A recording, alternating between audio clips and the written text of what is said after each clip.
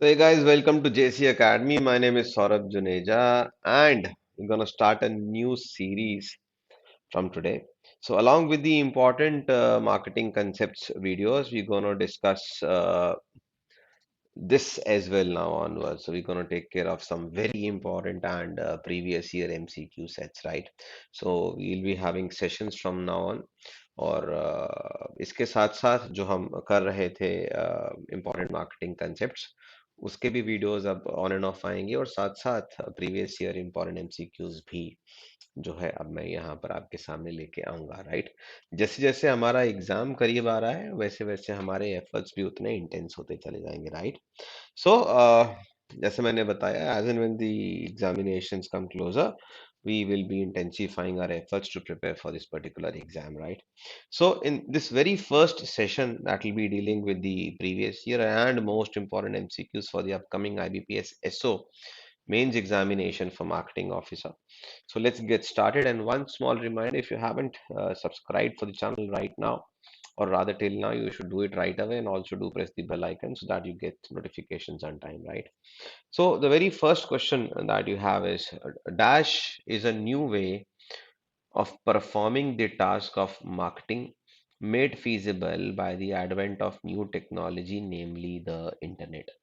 So which of these is basically the new way of performing marketing, the new use of technology, primarily internet?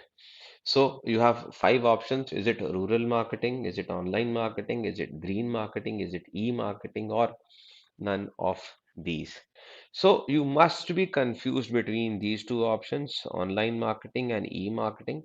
Many of you must be really, confused as to these terms are used interchangeably. But yes, the correct answer to this is option B, that is online marketing. Online, the very term refers to internet, whereas e-marketing is electronic marketing. So even though if you're not using internet as a tool, if you're using some kind of an electronic tool or a device to market the product, that will again be a part of e-marketing. I've already made a detailed video on online marketing, e-marketing, and digital marketing. You can check it out in the descriptions playlist below, और वहां पर आपको clarity मिल जाएगा, right? So that's it. So the correct answer to this question is online marketing.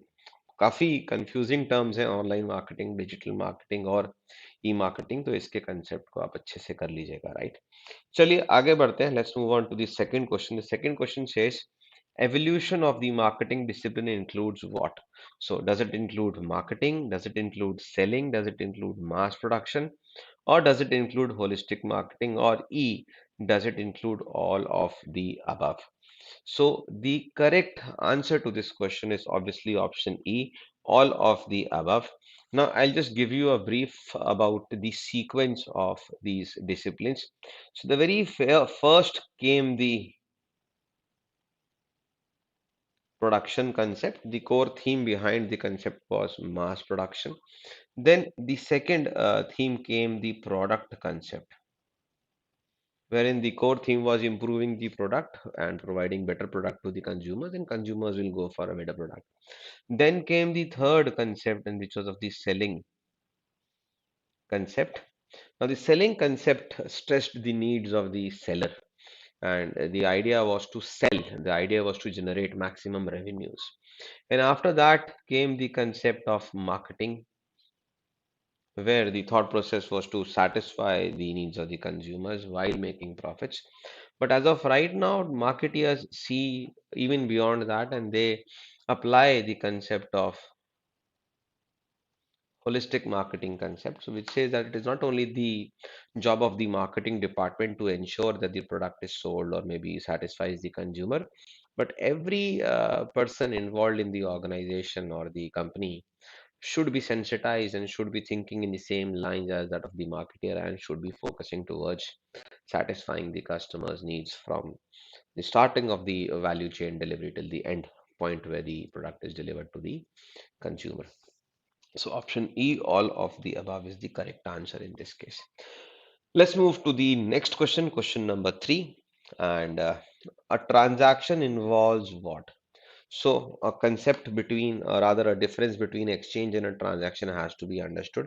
This has been asked many a time. So you should be very clear about what is exchange and what is transaction. So A transaction involves what? At least two parties. So to transact, there should be at least two parties. Each party has something that might be of value to the other party so that a transaction could occur. Each party is capable of communicating and delivery. Why? Because only then you can come on and agree to the terms and conditions of the transaction. Or D, each party is free to accept or reject the exchange offer. So which of these holds true for a transaction? And the correct answer here again is option E. Why? Because all these four terms define a transaction, right? So transaction is happening between two parties, and then both of them should be having something of value to offer to each other so that the exchange process can happen. Everybody has some benefit of exchanging, right? And then each party should be capable of communicating and delivering. Why? Because you can have to make the other party understand what you have to offer and eventually deliver the same as well. And lastly, each party is free to accept or reject the offer. So that is the case. Let's move on to question number 4. So in Dash, consumers may share a strong need that cannot be satisfied by an existing product. So, in what kind of demand, rather, because we've been given options for five demands: negative demand, latent demand, declining demand, irregular demand, non existent demand, which case the consumers may share a strong need that cannot be satisfied by an existing product. So, guys, the correct answer to this question is latent demand. Now, latent term is also substituted by the word hidden. You must have heard of the term latent heat, right? So, latent demand is kind of a hidden demand where, there is a strong need, but they cannot be satisfied by the existing product. So, the need is there, but the products on offer do not satisfy that need because of certain reasons. So, there is a demand. For example, there is a high demand for long range electric cars less than 5 to 6 lakh rupees, within a range of 5 to 6 lakh rupees. Unfortunately, as of right now, we don't have electric cars with a very good range, and they should be coming within a range of 6 to 7, 8 lakh rupees. So there is a demand for such products, but since the pricing is too high, we'll call it latent demand, right? Negative demand is something, people don't want to buy the product. So top B schools like IIMs basically face negative demand. Why? Because the examination is so difficult. People are not very much happy appearing for the exam. Last year also IBPS SO marketing had only 60 vacancies, so there was a negative demand with respect to the previous year. So 2019 there was a good demand, lot many students filled up the forms, but many of them got discouraged looking at the number of vacancies and saw, and this particular examination saw a negative demand. Then a declining demand is that when with due course of time the demand falls somewhat like this in a graph. So maybe we talk about tablet devices. You can see there's a declining demand. Then there could be irregular demands because fluctuations because of seasons, or maybe irregular demands can be there.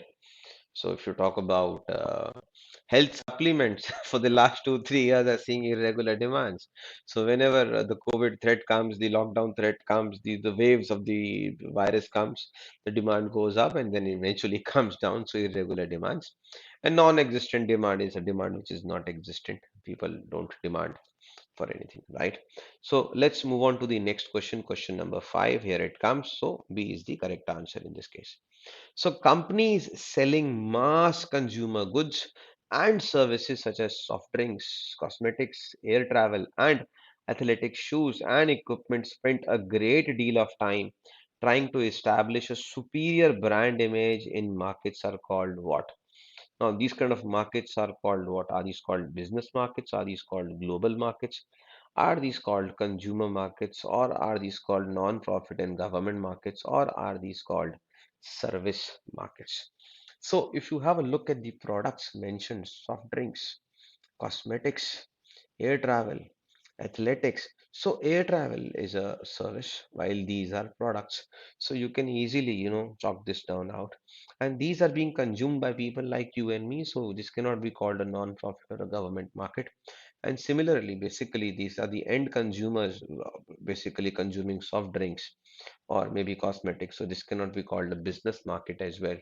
And the answer here should be C. Why? Because all of them are consumer products or services, and therefore it will be a consumer's market. Had the discussion been around crossing the borders of the countries, then it could have been the global market. So option C should be the answer. So this is the question. The question says Mohan Sawhney has proposed the concept of dash to describe a cluster of complementary products and services that are closely related in the minds of consumers but are spread across a diverse set of industries. So Mohan Sawhney has proposed the concept of dash to describe a cluster of complementary products and services that are closely related in minds of consumers but are spread across a diverse set of industries. So the correct answer to this question is option A, that is meta market. So Mohan Sahani, coined this concept of that is the meta market. I'll give you an example. One of the very good examples of meta market is OLX. So anybody who's trying to sell something second hand, so you want to sell a car, you want to sell a house, you want to sell anything. Another example could be Car Dekho. So if you want to purchase a new car, you can go there. If you want to purchase a second-hand car, you can go there. If you want to buy an insurance policy, you can go there. So it's basically around complementary products, because if you are buying a car, you'll also be buying a insurance. You'll also be getting yourself registered. So it helps you to give you an idea, get you an idea about the on-road prices as well. So Car Dekho. Then there are many other websites who are concentrated around wedding. So if you are supposed to get married, then you can get a photographer there. You can get your lehenga, bridal makeup, everything related to a product. So in meta marketing concept, the buyers and sellers around a specific product or a specific problem get connected, and they are related, and complementary products get sold. So meta market. Next question is about, let's have a look at the next question. When supermarkets and department stores drop the prices on well-known brands to stimulate store traffic, it is called what? Is it called EDLP? So EDLP stands for everyday low pricing. Everyday low price. So basically, Walmart, Reliance stores of departmental stores, Reliance chain of departmental stores. Generally, Big Bazaar for that matter also offers EDLP prices. That if you go to Big Bazaar, you are certain to find something at a low price throughout the day, throughout the month, throughout the week. Then there is something called a loss leader pricing. Now, loss leader pricing is when the seller prices the product below the cost price. So you're basically selling those products at a loss. Then special events pricing will be pricing based around a special event like Christmas or a New Year's, right? Then there could be net pricing, so you're not making any profits, no margins are there, and none of these is the fifth option. So the correct answer over here is going to be option B, loss leader pricing. Why? Because the departmental store drops the prices on well-known brands to stimulate store traffic. Now, this is generally done for a temporary basis. Why? Because this is not done throughout the month or throughout the week.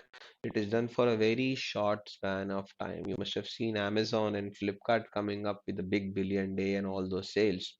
Now, the government has set up an inquiry to see whether the kind of deep discounts that they're offering should be there or not.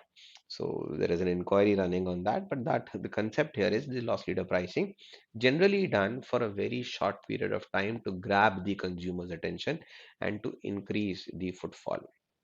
So that is there to stimulate the store traffic, right? So that's it. Answer is option B. Now, the dash is practiced more aggressively with unsought goods. Unsought goods are goods for which the generally consumers don't demand. Likewise, you won't look for insurance policies. So insurance policies are kind of unsought goods, right? And then coffins also are unsought goods. You generally don't plan to buy a coffin for yourself, like if you belong to a certain religion, right? So goods that buyers normally do not think of buying are called unsought goods, such as insurance, encyclopedias, and funeral plots. So the dash is practice. What is practice? Is the marketing concept practice? So, sir, this is the funeral plot and we will satisfy your needs. No, so marketing concept cannot be applied. Similarly, the holistic marketing concept can also not be applied. So the option has to be any of these three if you go by the logic. But the correct answer to this question should be option B. Why? Because these kind of products, these kind of goods or services needs a push. So you have got a dedicated sales team which pushes the product and then makes the people understand that yes, this is what you need. And basically a lot of convincing has to happen in such products. So the selling concept is applied. So option B is the correct answer. We've already discussed the production and the product concept in the previous session. So I've already shared the IE button above. You can check out that link and then you can do it. Chalo ji, let's move on to the next question. Question number 9. But the dash concept holds that the consumers and businesses, if left alone, will ordinarily not buy enough of the organization's product. So over here again the thought process is to push the product to the consumer and try to convince them to buy more. Therefore, in this question again the answer would be option B, the selling concept. So question number 8 and question number 9 put together very well define the selling concept and where it is applied and where it is used. So please go through question number 8 and question number 9 together to understand the selling concept in detail. Now, the next and the last question for this session is this one. So, Dash can be seen as the development, design, and implementation of marketing programs. So, you are doing development of marketing programs. You're also designing marketing programs. You're also implementing marketing programs and processes along with activities that recognizes the breadth and interdependencies of their effect. So, under this concept, we can see that marketing is considered to be a much larger phenomena and is not only concentrated to the marketing department but also is a part of a concern for everybody in the organization, right? So in this concept, marketing strategy, is considered to be a part of not only a specific part of the business but everybody's responsibility, and different marketing channels are seen as a system and then they have to function in tandem. So that is the thought process. So, which of these concepts is applicable? The correct answer to this is holistic marketing, and this happens to be a very well put definition for holistic marketing as well. So, the correct answer should be C, holistic marketing. So, the question number 11 says the four P's represent the seller's view of the marketing tools available for influencing buyers. From a buyer's point of view, each marketing tool is designed to deliver a customer benefit. Now, Robert Lettenborn suggested the seller's four P's corresponding to the consumer's four C's. So, which of these are the correct four C's? तो यहाँ पर it is saying कि भाई चार P's were the product, price, place and promotion. ये तो है from the seller's point of view. So we call them sellers 4Ps. But if we look at these from the consumer's point of view, from the customer's perspective, what will they be called? Now, please try and understand. The correct answer to this question is answer B, because product is seen as the consumer's solution. Pricing is the cost that the customer pays, so the customer cost. Place is the convenience. So जहां पर customer को आसानी से चीज मिल जाए वही तो हमारे लिए चैनल हो गया ना. So place. और लास्ट में promotion. It is through communication to the consumers that they are aware of such products or the brands, the services, right? So product, consumer solution, customer solution, price is the customer cost, place is the customer's convenience, and promotion is the communication. So four P's mapped to four C's. आगे बढ़ते हैं. The next question. A firm has to consider many factors in setting its pricing policy. So while the firms are setting a pricing policy, many factors have to be considered, and this price setting has 6 steps. So generally, a price setting activity has 6 steps. Which of the following is not one of these steps? The question is asking कि इनमें से कौन सा is not one of the 6 steps in the price setting activity? Determining demand, selecting the pricing objective, researching reference prices in the target market, selecting the final price, or option E, selecting the final or selecting the pricing method. So the correct answer to this question should be option C. Researching the reference prices in the target market is not done. I will quickly take you through the 6 steps in the pricing process. Let's have a look. The very first step is selecting the pricing objective. So once the objectives is selected, then you try and determine the demand for your product or your similar products. Then you try to estimate the cost basis the various methods. And then to get a frame of reference, you analyze competitors, costs, prices, and offers run by them. Eventually, you select a pricing method of the different pricing methods available to you.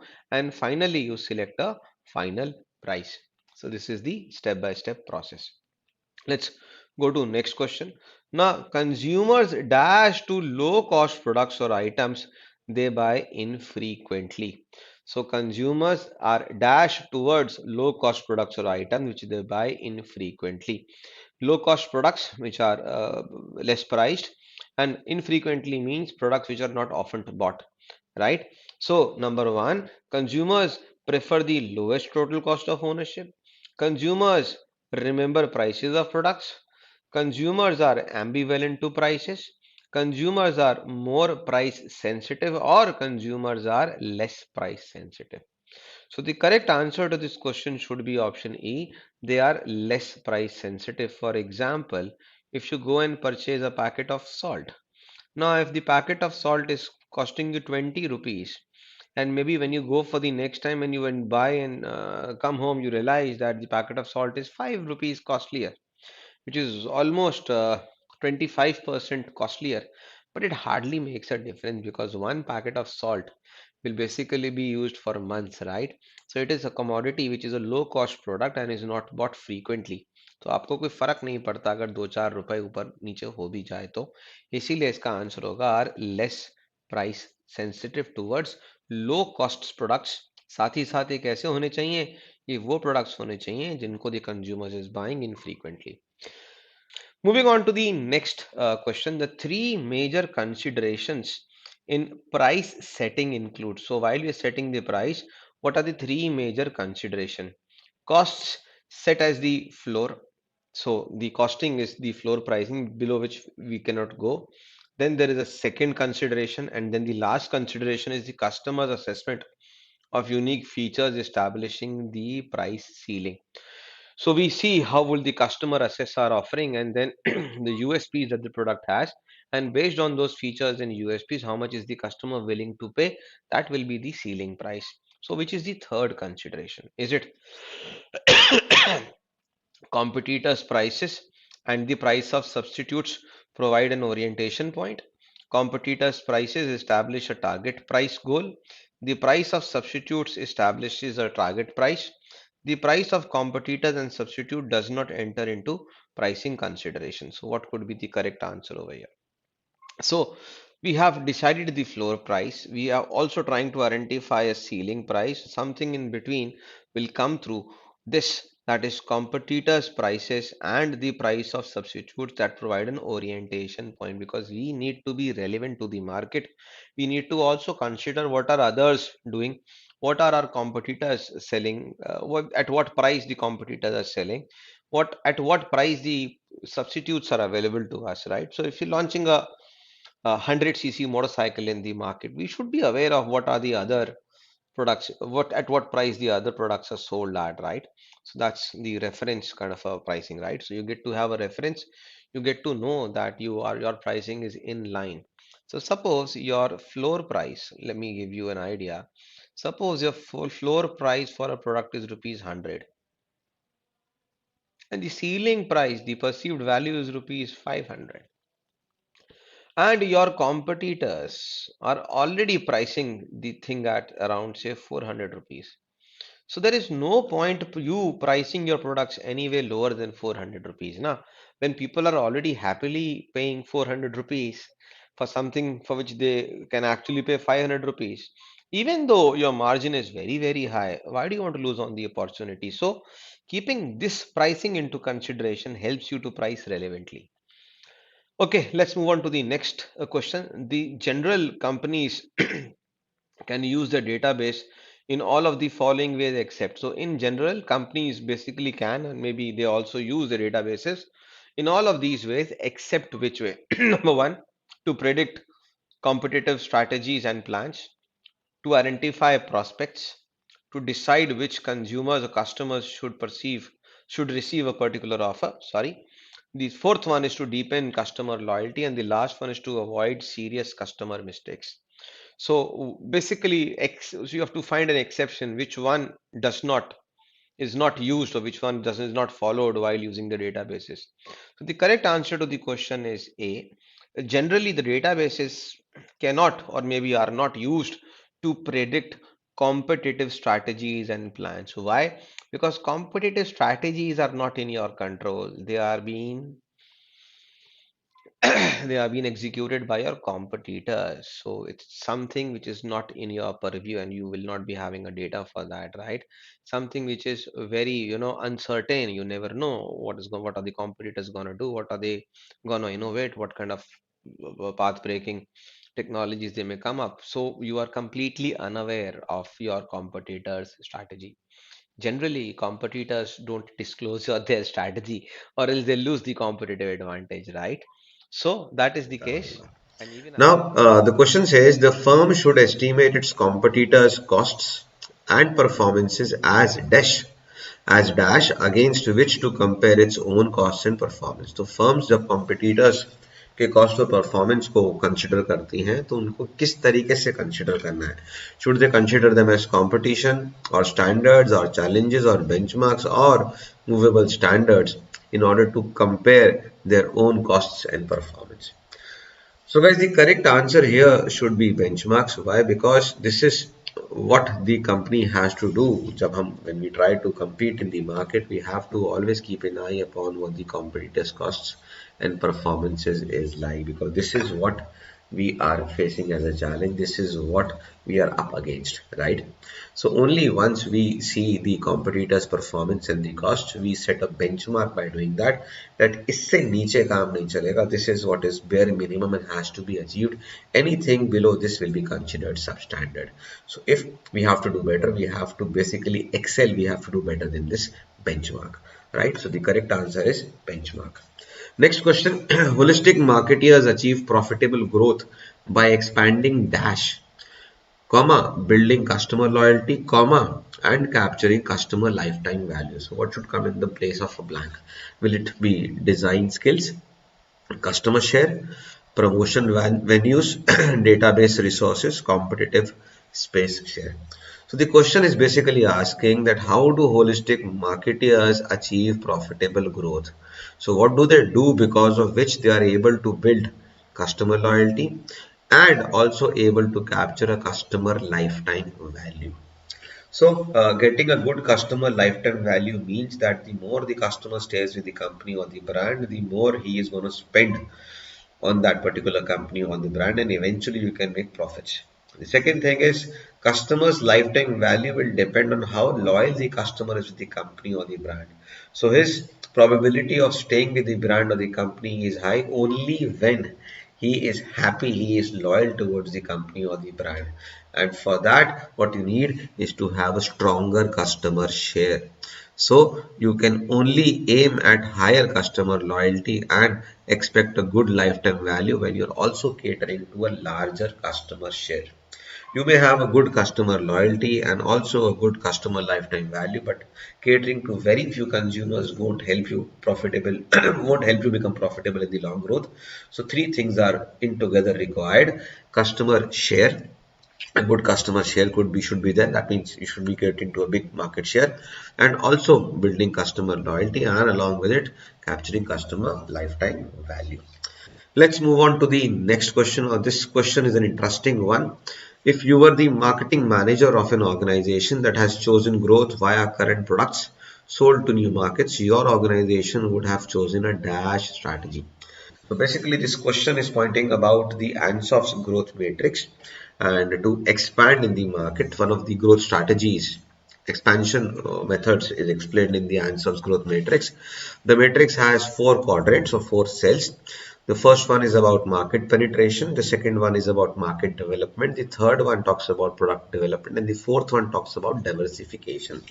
Right? So of these four options, which one is to be considered over here if you are going or catering to the current product but you are looking forward to new markets? तो जब हम नए markets में enter करते हैं अपने existing या current products के संग, तो हम basically क्या कर रहे हैं, हम मार्केट को डेवलप कर रहे हैं. So the correct answer here should be option B, market development.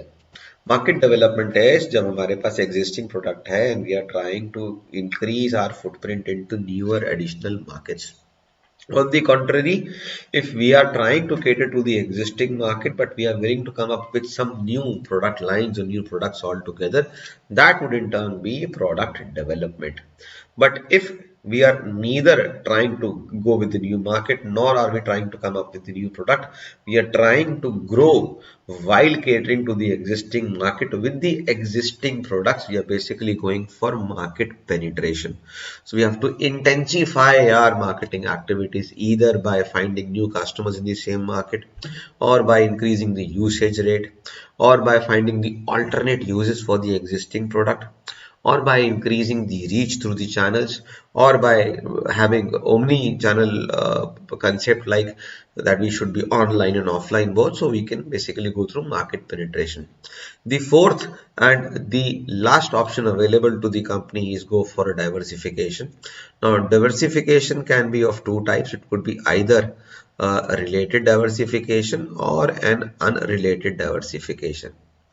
Right? Now, related diversification is also sometimes called as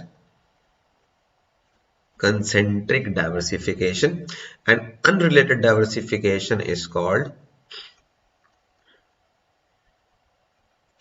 conglomerate diversification. So these kind of questions can very well be asked in the examination. आपको एक situation दे सकते हैं जिसके around आपसे पूछ सकते हैं कि बॉस यहाँ पर क्या हो रहा है, राइट? तो डाइवर्सिफिकेशन. और अगर रिस्क की बात करें तो market penetration is least risky and diversification is the riskiest, right? तो this kind of questions can come. तो आपकी हेल्प के लिए मैं आपको एक टिप दे देता हूँ. एंसॉफ का ग्रोथ मैट्रिक्स आप देख लीजिएगा, उसमें इस चीज को डिटेल में बताया गया है. और अगर आप ये सारे के सारे कंसेप्ट्स मुझसे डिटेल में समझना चाहते हैं तो आप मेरा 45 आवर्स का एक वीडियो लेक्चर कोर्स है, इसको आप ज्वाइन कर सकते हो. इसका लिंक नीचे डिस्क्रिप्शन में दे रखा है. हर लेक्चर के बाद I have detailed PDFs in the form of PDF formats. You can download them, get them printed. Lectures are in easy to understand English language, and yes, the entire course can easily be completed in a span of 10 to 12 days, provided you spare 3 to 4 hours daily on this activity. You should be easily be able to cover up everything. Every lecture is having its own PDF, and doubt sessions will be taken through Telegram. I already take that on Telegram. The link is given in the description below again. And we also will be guiding our successful candidates for interview. Along with this, chapter wise quizzes are also included, which covers 1500 MCQs plus. Along with that, previous and expected MCQs are also there. So you can use the code JC30 and avail 30% discount straight away. For details, you can call upon this number. Anyways, moving further, next question, question number 19. Once an organization establishes its business mission, conduct a SWOT analysis, and goes through a goal formulation process. So we've set up a mission, we've done a SWOT analysis, means that we have scanned the internal and external environment both, and we've also done goal formulation.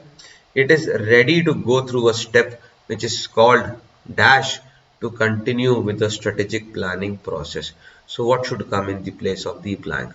Program formulation, strategy formulation, implementation, functional analysis, or feedback and control.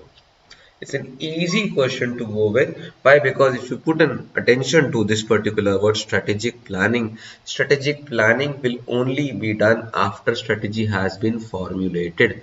So once the mission is clear, you've done the homework, you scanned the environment, you have set your goals. Now is the time for you to formulate a good strategy and then go and plan that strategy and then execute it. So strategy formulation should be the correct answer over here.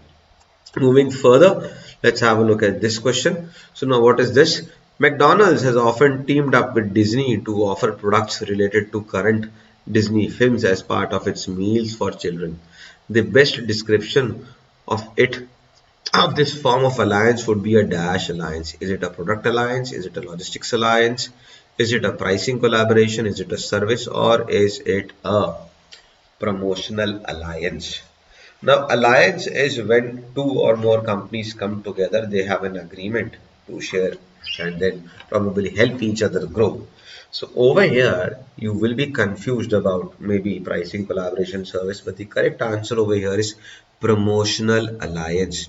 So generally ये question number 21 है। 21 इसलिए कि मैंने जो है already 20 questions MCQs के discuss कर लिए हैं और जितने भी मेरे सेशंस आएंगे एमसीक्यूज के वो इसी तरीके से नंबर्ड होंगे ताकि आपको पता लगे कि इतने क्वेश्चंस मैं ऑलरेडी डिस्कस करा चुका हूँ। बाकी के क्वेश्चंस का जो लिंक है पूरा का पूरा प्लेलिस्ट मैंने नीचे डिस्क्रिप्शन में छोड़ दिया है, वो आप कर सकते हैं। नहीं तो आप मेरा ये चैनल भी ज्वाइन कर सकते हैं टेलीग्राम पर।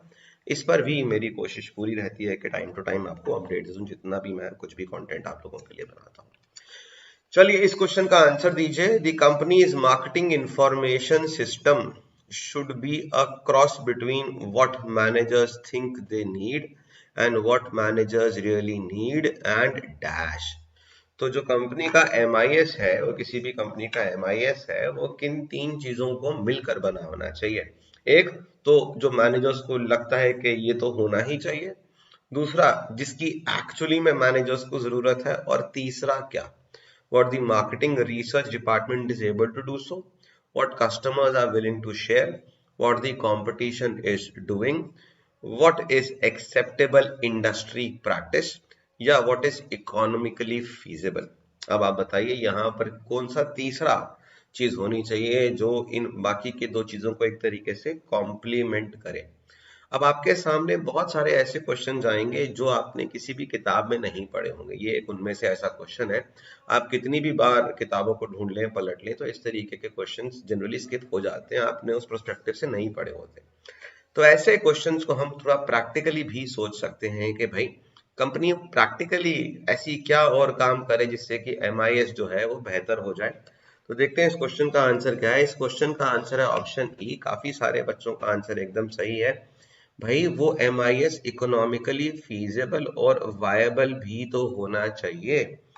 सिर्फ सोचने और इमेजिन करने से और हमारी जरूरतों के हिसाब से नहीं बनेगा, वो चीज प्रैक्टिकली डुएबल भी होनी चाहिए, क्योंकि MIS को चलाने के लिए भी कॉस्ट इन्वॉल्व है और वो प्रैक्टिकली करा हो जाना चाहिए, मतलब इट शुड बी डन। नहीं होगा हरी, हम लोग इस बारे में चर्चा नहीं कर रहे हैं कि एग्जाम पोस्टपोन होगा या नहीं होगा। एग्जाम 30th को होगा, यही मान के चलो, जब तक के कोई लिखित में नोटिफिकेशन नहीं आता। और हमारे भविष्य, हमारी सेहत और हमारे सिलेक्शन के लिए मैं समझता हूं यही सोच बेहतर है कि एग्जाम पोस्टपोन नहीं होगा। ठीक है, I hope I have answered your query. हरी आगे बढ़े। तो ये कंसेप्ट क्लियर है, फटाफट यस करें अगर मेरी बात आप तक सही पहुंच रही है और इस पहले लाइव सेशन में आप एंजॉय कर रहे हैं तो एक लाइक का बटन कर दीजिएगा और शेयर भी कर दीजिएगा वीडियो। और अगर आपने सब्सक्राइब नहीं किया मेरा चैनल तो मैं बड़ा नाराज होने वाला हूं आप लोगों से। तो आगे बढ़े, can we move to the next question. आगे बढ़े, फटाफट मुझे कंफर्मेशन दीजिए ताकि मैं अगले क्वेश्चन की तरफ बढ़ूं। ये समझ में आ गया आप लोगों को तो चलिए आगे बढ़ते हैं। Let's move on to the next question guys. 22nd question ये है, a dash is a direction or sequence of events that has some momentum and durability. The shape of the future is revealed and many opportunities are provided. अब हमने जब, मैं आपको hint दे देता हूँ इस क्वेश्चन के लिए, हमने जब प्रोडक्ट लाइफ साइकिल पढ़ा है तो एक प्रोडक्ट लाइफ साइकिल का एक जेनरिक शेप हमने पढ़ा है, इंट्रोडक्शन, ग्रोथ, मैच्योरिटी और डिक्लाइन। लेकिन डिपेंड करता है प्रोडक्ट के ऊपर, डिपेंड करता है सिनारियो के ऊपर कि वो पीएलसी का शेप कैसा होगा। एक पीएलसी बहुत सारे शेप्स दिखा सकता है, राइट। कुछ प्रोडक्ट्स की अगर हम बात करें तो उनका प्रोडक्ट लाइफ साइकिल बहुत ही लंबा होता है, जैसे कि कोका कोला अभी भी देखो डिक्लाइन नहीं आया, मैच्योरिटी पर ही है। और कुछ प्रोडक्ट्स होती हैं जिनकी लाइफ साइकिल बहुत ही शॉर्ट होती है, जैसे कि पेजर्स, आया और कब चला गया पता ही नहीं चला। प्लाज्मा टीवी कब आया कब चला गया पता ही नहीं चला, बहुत शॉर्ट रहा। तो ये क्वेश्चन इससे जुड़ा हुआ है कि जब प्रोडक्ट लाइफ साइकिल की अगर हम बात करें या किसी भी एक सिनेरियो की बात करें जहां पर हमें दिख रहा है कि ये चीज है और इसमें मोमेंटम है, यानी कि इसमें दम है आगे कैरी होने की और काफी समय तक ये टिका रहेगा, और फ्यूचर के बारे में हम काफी सारा अंदाजा लगा पा रहे हैं इस चीज को लेकर, तो ऐसे केस में हम क्या कहेंगे? इसको हम फैड कहेंगे, फैशन कहेंगे, ट्रेंड कहेंगे, मेगा ट्रेंड कहेंगे, या कहेंगे स्टाइल?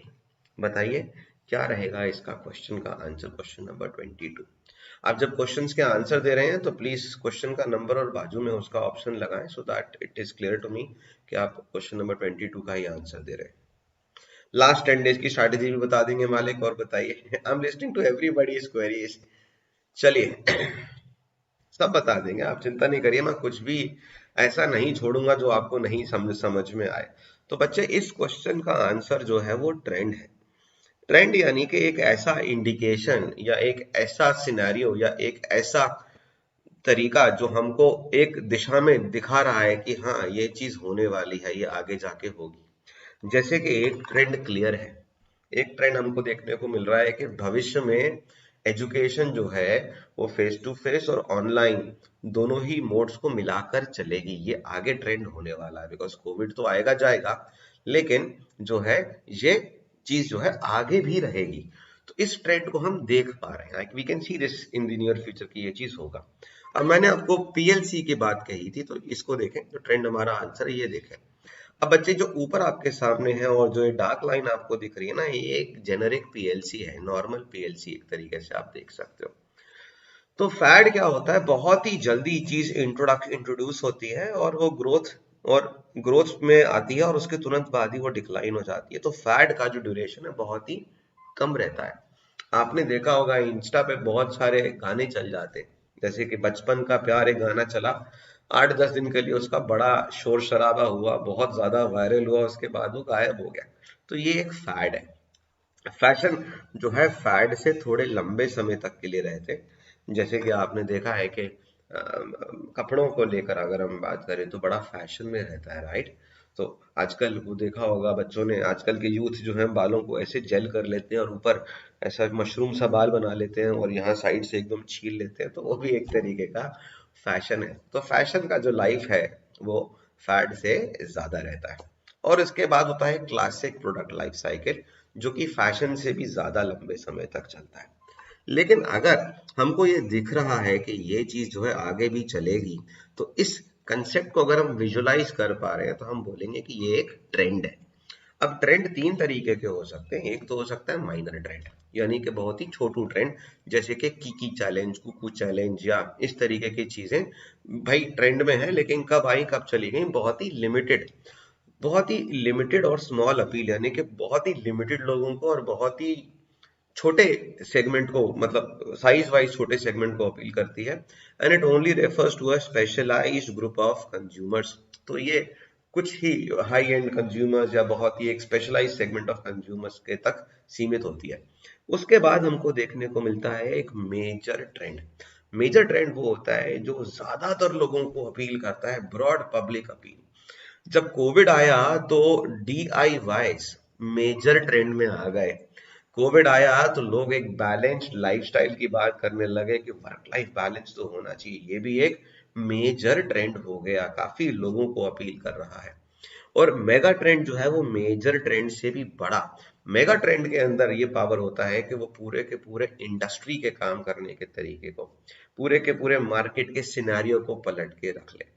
तो जैसे आप देखो कि कोविड के बाद लोगों में ट्रेंड आया हेल्थ को लेकर, लोग हेल्थ कॉन्शियस हो गए, और ये आप देखो लोगों के बाइंग बिहेवियर, लोगों के परचेजिंग पैटर्न्स, किस तरीके की चीजों के ऊपर वो पैसे खर्च कर रहे हैं, पूरा ही चेंज हो गया। अगर आप ध्यान दें तो ज्यादातर कंपनीज अब अपनी प्रोडक्ट्स को लेके एडवर्टीजमेंट कर रहे हैं अराउंड हेल्थ। तो इस तरीके से तो ये एक मेगा ट्रेंड हो गया। तो मेगा ट्रेंड क्या करता है, it eventually restructures the cultures and affects all industries. Example eco friendly, eco trend आ गया कि नहीं भैया we have to go eco friendly, तो this is a mega trend. ये आगे जाके काफी सारी इंडस्ट्रीज को जन्म देगा, आगे जाके काफी इंडस्ट्रीज का फेट इस पे डिपेंड करेगा। क्लियर है? मेरे को बताएं माइनर ट्रेंड, मेगा ट्रेंड और ट्रेंड, मेजर ट्रेंड और मेगा ट्रेंड, और आपको फैड, फैशन और क्लासिक ये तीन पैटर्न समझ में आए। स्टाइल जनरली कुछ ऐसा दिखता है, स्टाइल जनरली कुछ ऐसा दिखता है कि वेव फॉर्म में, कि भाई कुछ समय तक वो रहेगा फिर कम हो जाएगा लेकिन रहेगा जरूर, फिर कुछ समय तक प्रोमिनेंस में आ जाएगा, इसको हम बोलते हैं स्टाइल। तो this kind of a PLC can be called a style. अगर ये सारे के सारे टर्म्स अब आपको क्लियर हो गए हैं तो मुझे फटाफट कंफर्म करें ताकि हम आगे बढ़ सकें। चलिए बताइए। और अभी भी मैं देख रहा हूँ almost 40 students watching me live and very less students have pressed the like button. Why like this? चलिए क्लियर है ये बात? चलिए तो फिर आगे बढ़ते हैं और अगले क्वेश्चन की ओर। ये रहा आपके सामने question number 23। The main demographic force that marketers monitor are. तो सबसे बड़ा डेमोग्राफिक फोर्स है जो मार्केटियर्स मॉनिटर करते हैं, या फिर एक ऐसा डेमोग्राफिक फैक्टर जो मार्केटियर्स देखते ही देखते हैं या सबसे पहले देखते हैं, वो कौन सा है? सप्लायर्स को स्टडी करते हैं, कॉम्पिटिटर्स को स्टडी करते हैं, कम्युनिकेशन जैसे कि एडवर्टाइजिंग को स्टडी करते हैं, government reports dealing with birth rates को स्टडी करते हैं, या पॉपुलेशन को? कॉमन सेंसिकली सोचेंगे तो आप इस क्वेश्चन का आंसर बड़े आसानी से दे पाएंगे। बताएं क्वेश्चन नंबर 23 का सही आंसर क्या होगा? तो प्रीति, आयुष बोल रहे हैं ई, अपा साहब बोल रहे हैं ई, वैभव इज सेइंग ई, काफी सारे बच्चे बोल रहे हैं ई, एंड ऑफ कोर्स यस। सबसे पहले जो मार्केटियर्स नोटिस करते हैं वो पॉपुलेशन, क्योंकि अगर आप बात करें तो हमने तीन चीजें सीखी हैं, पढ़ी हैं, सेगमेंटिंग, टारगेटिंग और पोजिशनिंग। सेगमेंटिंग से सारी कहानी शुरू होती है, राइट? हम सबसे पहले होमोजीनियस या एक ऐसे ऐसे सेगमेंट्स क्रिएट करते हैं, उसके बाद हम देखते हैं कि किन सेगमेंट्स को हम सबसे अच्छे तरीके से केटर कर सकते हैं, उसको हम बोलते हैं टारगेटिंग। और फिर बाद में प्रोडक्ट डिफरेंशिएशन के थ्रू हम अपने प्रोडक्ट की करते हैं पोजीशनिंग। अब सेगमेंटिंग करने के पहले भी मार्केटियर्स के लिए सबसे इंपॉर्टेंट होता है कि पहले देखें कि भाई मार्केट है कितना बड़ा, कितने लोग हैं जो प्रोडक्ट हमारे लिए हैं, उसकी हमारे पास ऑडियंस कितनी है, पॉपुलेशन कितनी है। इसीलिए जो सबसे बड़ा डेमोग्राफिक जो मार्केटियर्स देखते हैं वो है पॉपुलेशन। क्लियर है जी? तो इसका आंसर हो गया हमारा ई। चलिए एक अगला क्वेश्चन और देखते हैं, उसके बाद फिर आगे बढ़ेंगे। आज मेरे पास आपके पास 5 से ज्यादा क्वेश्चंस हैं, निश्चिंत रहें। और towards the end of today's session कुछ टिप्स और कुछ डिस्कशन हम करेंगे regarding the last 10 days strategy also. और एक छोटा सा सरप्राइज भी मैं आप लोगों के लिए लेके आया हूँ, आशा करता हूँ आप लोगों को पसंद आएगा। चलिए, सो people vary in their attitudes towards society and react accordingly. तो जब हम सोशो कल्चरल इन्वायरमेंट देखेंगे, और हमने जब इन्वायरमेंटल एनालिसिस पढ़ा था तो हमने देखा था कि बहुत सारे फैक्टर्स हमारे इन्वायरमेंट को इम्पैक्ट करते हैं, उसमें से सोशल इन्वायरमेंट भी है। तो यहाँ पर ये क्वेश्चन उससे जुड़ा हुआ है, बिल्कुल आ सकते हैं, अभी भी आएगा। मेरे सेशन में भी एक मैंने मार्केटिंग अवेयरनेस का क्वेश्चन डाला है, तो क्यों परेशान हूँ, ठीक है? So people vary in their attitudes towards society and react accordingly. Now dash are a major market for movies, music, surfing and camping. तो व्यू ऑफ सोसाइटी यानी कि सोशल एनवायरनमेंट की अगर हम बात करें तो सोसाइटी बहुत सारे तरीके से व्यू करती है लोगों को। कुछ लोगों को देखती है कि ये मेकर्स हैं, कुछ लोगों को देखा जाता है कि ये प्रिजर्वर्स हैं सोसाइटी के, कुछ लोग हैं जो एस्केपर्स कहलाते हैं सोसाइटी में से, कुछ लोग ऐसे हैं जो चेंजर्स कहलाते हैं सोसाइटी में, और कुछ लोग होते हैं जिन्हें डेवलपर्स बोला जाता है। तो यहाँ पर क्या आएगा क्वेश्चन नंबर 24 में? मेकर आएगा, प्रिजर्वर आएगा, एस्केपर आएगा, चेंजर्स आएगा, या डेवलपर्स आएगा?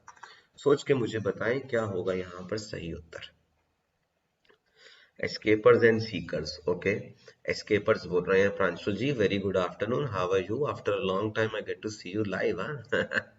lot of my students whom I'm in touch with over WhatsApp or Telegram are here live, and it's really a pleasure interacting with you guys in such a mode. But unfortunately, due to the paucity of time and due to other constraints, I mean, I do try to get in touch with you guys live, but समय सभी के पास उतना है दोस्तों, तो नाराजगी आप लोगों की जायज है, बट थोड़ी सी क्षमा मांगूंगा। उतना फ्रीक्वेंटली लाइव में नहीं आ पाऊंगा, बट मैं आपसे जुड़ा रहूंगा। व्हाट्सएप पे आप मुझे भेजो, टेलीग्राम पे भी मेरा, अच्छा इस पे आप एसएमएस तो नहीं भेज पाओगे, टेलीग्राम पे मेरा हैंडल मैं बता देता हूँ, सौरभ जुनेजा, बड़ा सिंपल है, जो मेरा नाम है वही मेरा टेलीग्राम का हैंडल है। इस पे आप मुझे टेक्स्ट करिए, I will be glad and happy to revert you, जैसे कि मैं सारे बच्चों को करता ही करता हूँ। उस्मान मैं अच्छा हूँ, आप कैसे? चलिए बताइए इस क्वेश्चन का आंसर। काफी सारे बच्चे बोल रहे हैं डी, कुछ बच्चे बोल रहे हैं बी, कुछ बच्चे बोल रहे हैं सी। तो बच्चे इस क्वेश्चन का जो सही आंसर होगा वो होगा ऑप्शन सी, एस्केपर्स। मैं समझाता हूँ आपको पूरी की पूरी कहानी क्या है तसल्ली से। मैंने आपको बताया जब हम एनवायरमेंटल एनालिसिस करते हैं तो हमारे ऊपर हमारा सोशो कल्चरल एनवायरनमेंट भी हम इम्पैक्ट करता है कि हमारी परचेजिंग क्या होगी, किस तरीके की चॉइसेस, किस तरीके की बाइंग एक्टिविटीज हम करेंगे। यानी कि हमारा जो बाइंग बिहेवियर है वो हमारे सोशो कल्चरल एनवायरनमेंट से भी इम्पैक्टेड होता है, यानी कि जिस सोसाइटी और जिस कल्चर में हम रहते हैं उससे। अब सोसाइटी ना लोगों को अलग अलग तरीके से व्यू करती है। प्रिजर्वर्स उनको माना जाता है जो डिफेंड करते हैं सोसाइटीज के वैल्यूज को लेके खड़े होते हैं, और they are like the ones who are like, जो ध्यान रखते हैं कि सोसाइटी में ऐसा होना चाहिए, वैसा होना चाहिए, ऐसा होता है, वैसा होता है। उसके बाद आते हैं मेकर्स, ये वो लोग हैं जो सोसाइटी को एक्चुअली में चलाते हैं, these are the ones who run it। उसके बाद आते हैं takers, takers who take what they can from it, जो सोसाइटी से जो ले पाते हैं वो ले लेते हैं। उसके बाद आते हैं चेंजर्स, चेंजर्स क्या करते हैं, जो सोसाइटी में बदलाव लेके आना चाहते हैं, जो सोसाइटी में चेंज लेके आना चाहते हैं कि नहीं ये काम गलत है, इसको ऐसे करना चाहिए, ये ऐसे नहीं ऐसे होना चाहिए। उसके बाद आते हैं सीकर्स, ये वो लोग हैं जो लुकिंग फॉर समथिंग डीपर, जो चीजों को खोजते हैं, सीख करते हैं, they seek better meaning and purpose towards society and their life. और लास्ट में वो लोग हैं जो एस्केपर्स हैं, who want to leave it, अरे सब मोह माया है, मैं तो फेड अप हो गया, मैं जा रहा हूँ, पक गया हूं मैं इस 9 to 5 जॉब में, और इन लोगों के संग मैं जा रहा हूँ घूमने Mussoorie Manali, I am gonna go for a solo trip, या अकेले जाके पिक्चर देखा है। तो बेसिकली एस्केपर्स एंड सीकर्स, ये जो दो लोग हैं, are the major market for movies, music, surfing and camping. तो इसका आंसर क्या होगा, एस्केपर्स, क्योंकि सीकर्स नहीं है तो हम एस्केपर्स के साथ जाएंगे। क्लियर है ये बात? आई will try my best, but क्योंकि आज संडे था, छुट्टी थी, और मेरा आप लोगों से वादा था मैं आ गया। बट मेरी कोशिश पूरी रहेगी, अगर मैं लाइव क्लासेस लूंगा तो वो पूरी संभावना है कि वो रात के 10 बजे के बाद ही होगी, उसके पहले तो दिन भर में नहीं, मुश्किल है, बड़ा मुश्किल है मेरे लिए। तो अगर आप लोग रात के 10 बजे के बाद लेट नाइट लाइव आना चाहेंगे तो अपना रिस्पांस मुझे बता सकते हैं कि सर हम 10 बजे भी, 10 साढ़े 10 भी आ जाएंगे लाइव। मैं बहुत देर नहीं आ पाऊंगा, आधे 15 20 25 मिनट के लिए लाइव आ सकता हूँ 10 बजे के बाद, ये मैं ट्राई कर सकता हूँ, प्रॉमिस नहीं कर सकता। बट अगर मैं आऊंगा तो मैं रात के 10 बजे के बाद ही आऊंगा। संडे को तो मैं दिन में आ सकता हूँ, बट वैसे रात को 10 बजे के बाद, ठीक है। I am trying to keep a balance between Hindi and English both, and in any way if you find it difficult to understand the concept, मुझे आप बताइए, I'll be glad and more than happy to communicate with you guys in both the languages, be it Hindi or English, I'm pretty much okay with both, right? चलिए, ये आपके सामने आया है marketing awareness का क्वेश्चन। तो मैंने सोचा कि स्टूडेंट्स आर आस्किंग के which kind of marketing awareness question should we prepare, तो इस तरीके का क्वेश्चन आपके सामने आ सकता है एग्जाम में। अब आपको क्या करना है, आपको इस मैचिंग में you have to match the following. Left में आपके पास है कंपनी का नाम, एंड राइट में उन कंपनी के सीईओ का नाम है, right. tomorrow, yes, you can expect it to come by tomorrow or day after, any which wish. So on the left you have the name of the company, and on the right you have the name of the CEO. Now, one thing in common in all the four companies is that all four of them have got listed in the stock exchange last year. So 2021 में ये सारी ही companies list हुई थी stock exchange में.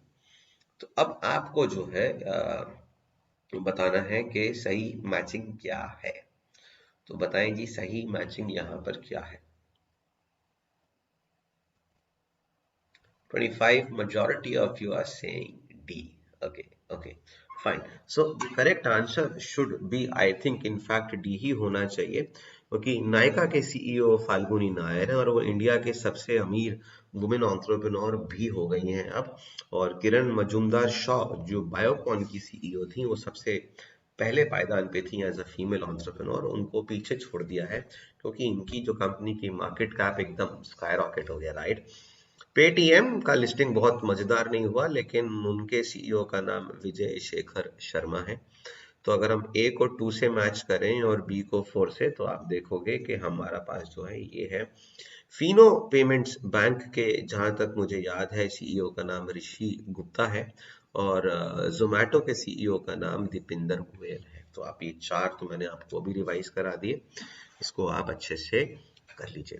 और जिन बच्चों को लग रहा है कि उनको तैयारी करनी पड़ेगी और 10 दिन ही रह गए हैं उनकी तैयारी में, 12 दिन ही रह गए हैं, तो मेरे पास एक सोल्यूशन है. ये सोल्यूशन है मेरे पास आप लोगों के लिए कि अब जो है, जो मेरा कोर्स है पूरा का पूरा एसओ का, तो अब मैंने उसको 3 वेरिएंट्स में अवेलेबल करा दिया है. एक तो कंप्लीट कोर्स ही है, जिसका भी इन तीनों कोर्सेज का डिस्क्रिप्शन नीचे है, जिसका वैलिडिटी 1 ईयर है और प्राइस पोस्ट डिस्काउंट ये है. ये डिस्काउंट कूपन आप लगा रहे थे अब तक. और जिन बच्चों ने अभी तक मिस आउट कर दिया और उनको लग रहा है कि कोई फाइनेंशियल इशू है या उनको लगता है कि नहीं इतना वो अफोर्ड नहीं कर सकते, तो उनके लिए मैंने 2 छोटे छोटे और प्रोडक्ट्स लेके आया हूँ. एक तो क्रैश कोर्स में लेके आया हूँ जिसका वैलिडिटी 30 डेज रहेगा बस. इसका जो प्राइस है पोस्ट डिस्काउंट 979 रुपीज रहेगा और यही कूपन कोड आप लगा सकते हैं. इसका भी लिंक मैंने डिस्क्रिप्शन में दे दिया है, टेलीग्राम में भी आपको मैंने दिया है, राइट.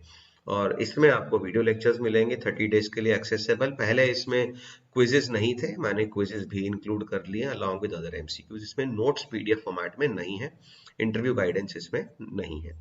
उसके बाद अगर आपको केवल और केवल नोट्स चाहिए तो भी आप ले सकते हो. 30 डेज का वैलिडिटी, 30 डेज का वैलिडिटी इन द सेंस कि जब आप एक्टिवेट करेंगे पैकेज तो 30 डेज तक आपको एक्सेस रहेगा. आप पहले दिन ही जाके सारे के सारे नोट्स को डाउनलोड मार लो अपने हार्डवेयर, अपने कंप्यूटर में, फिर वो जिंदगी भर आपके पास रहेंगे, राइट. बट 30 दिन के अंदर डाउनलोड कर लीजिएगा सारे पीडीएफ्स को, तो आप उनको भी निकाल के प्रिंट आउट कर सकते हैं.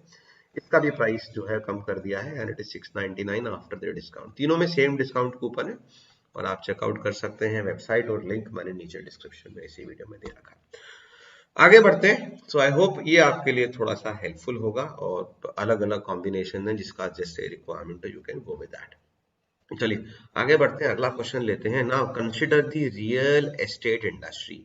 अब अगर क्वेश्चन आता है कि एक रियल एस्टेट इंडस्ट्री को कंसिडर करिए, the dash for this industry includes construction companies, financing institutions, paint manufacturers, interior decorators, furniture manufacturers and plumbing industries. तो हमसे बोला जा रहा है कि अगर हम रियल एस्टेट इंडस्ट्री की तरफ ध्यान दें या उसको कंसिडर करें तो उसके मार्केट स्पेस में आएंगे ये सब, उसके लेटेंट मार्केट में आएंगे सब, उसके नीड मार्केट में आएंगे ये सब, उसके मेटा मार्केट में आएंगे ये सब, या उसके जोग्राफिक मार्केट में आएंगे ये सारे के सारे बाकी के manufacturers, decorators, furniture manufacturers.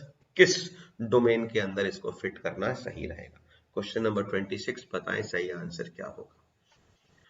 Okay, सो 26 का जो सही आंसर है that is D, of course yes. Meta market क्या करता है, एक ऐसा मार्केट है जहां पे रिलेटेड एक नीड के अराउंड या एक इवेंट के अराउंड या एक रिक्वायरमेंट के अराउंड उससे जितने भी रिलेटेड इंडस्ट्रीज या बिजनेसेस हैं उन सबको एक साथ वो देखता है, और यही कंसेप्ट हमारा मेटा मार्केट का है. ठीक है जी. तो ये रहा क्वेश्चन नंबर 26 और आज के आखिरी क्वेश्चन की तरफ बढ़ते हैं. ये रहा आपके सामने.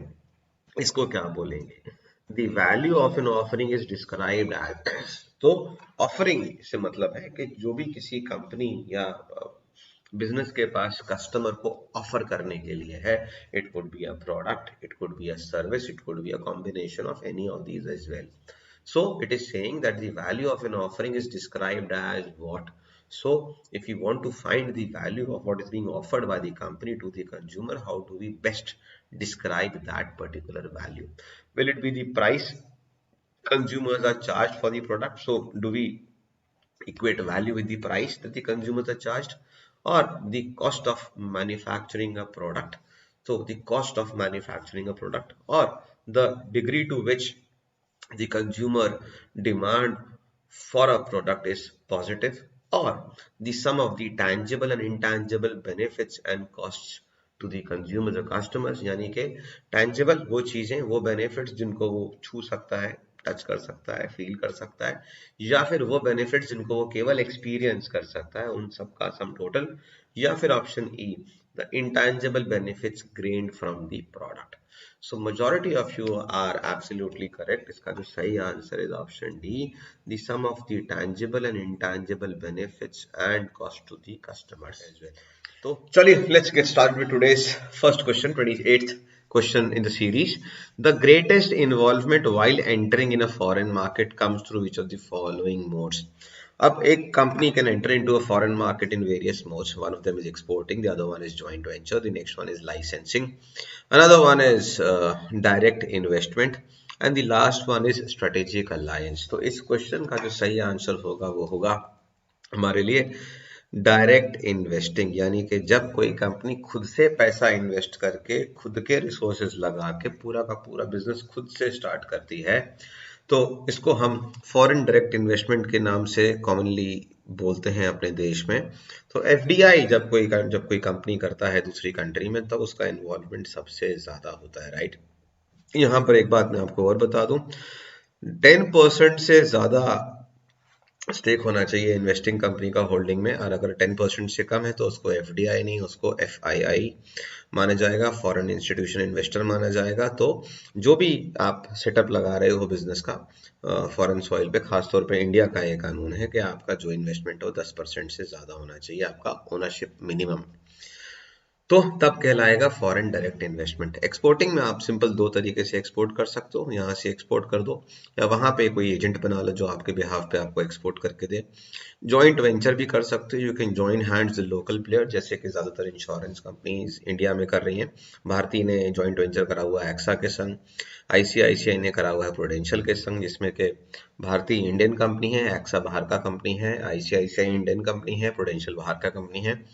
लाइसेंसिंग में ज्यादातर केसेस में ब्रांड लाइसेंसिंग होता है, जैसे कि आपने देखा होगा डिज्नी अपना लाइसेंस देता है, अपने मार्वल भी अपना लाइसेंस देता है कि आप भाई मेरे इमेजेस, मेरे क्रिएटिव्स, मेरी ब्रांडिंग यूज कर सकते हो.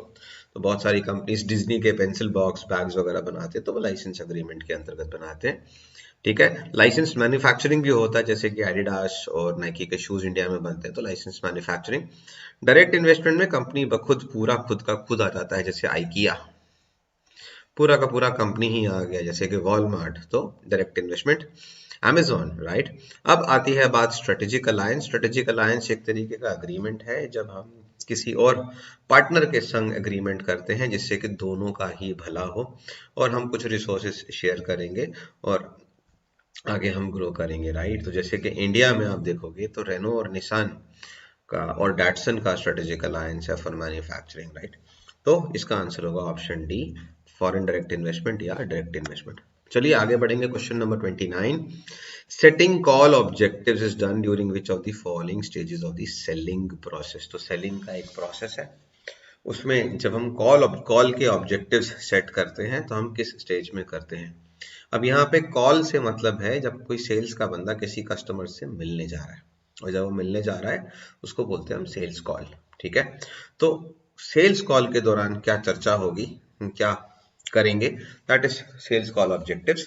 तो कॉल्स के ऑब्जेक्टिव्स कहाँ सेट होते हैं, किस फेज में. तो इस क्वेश्चन का सही आंसर है प्री अप्रोच. अब ये प्री अप्रोच में आपको बता देता हूं.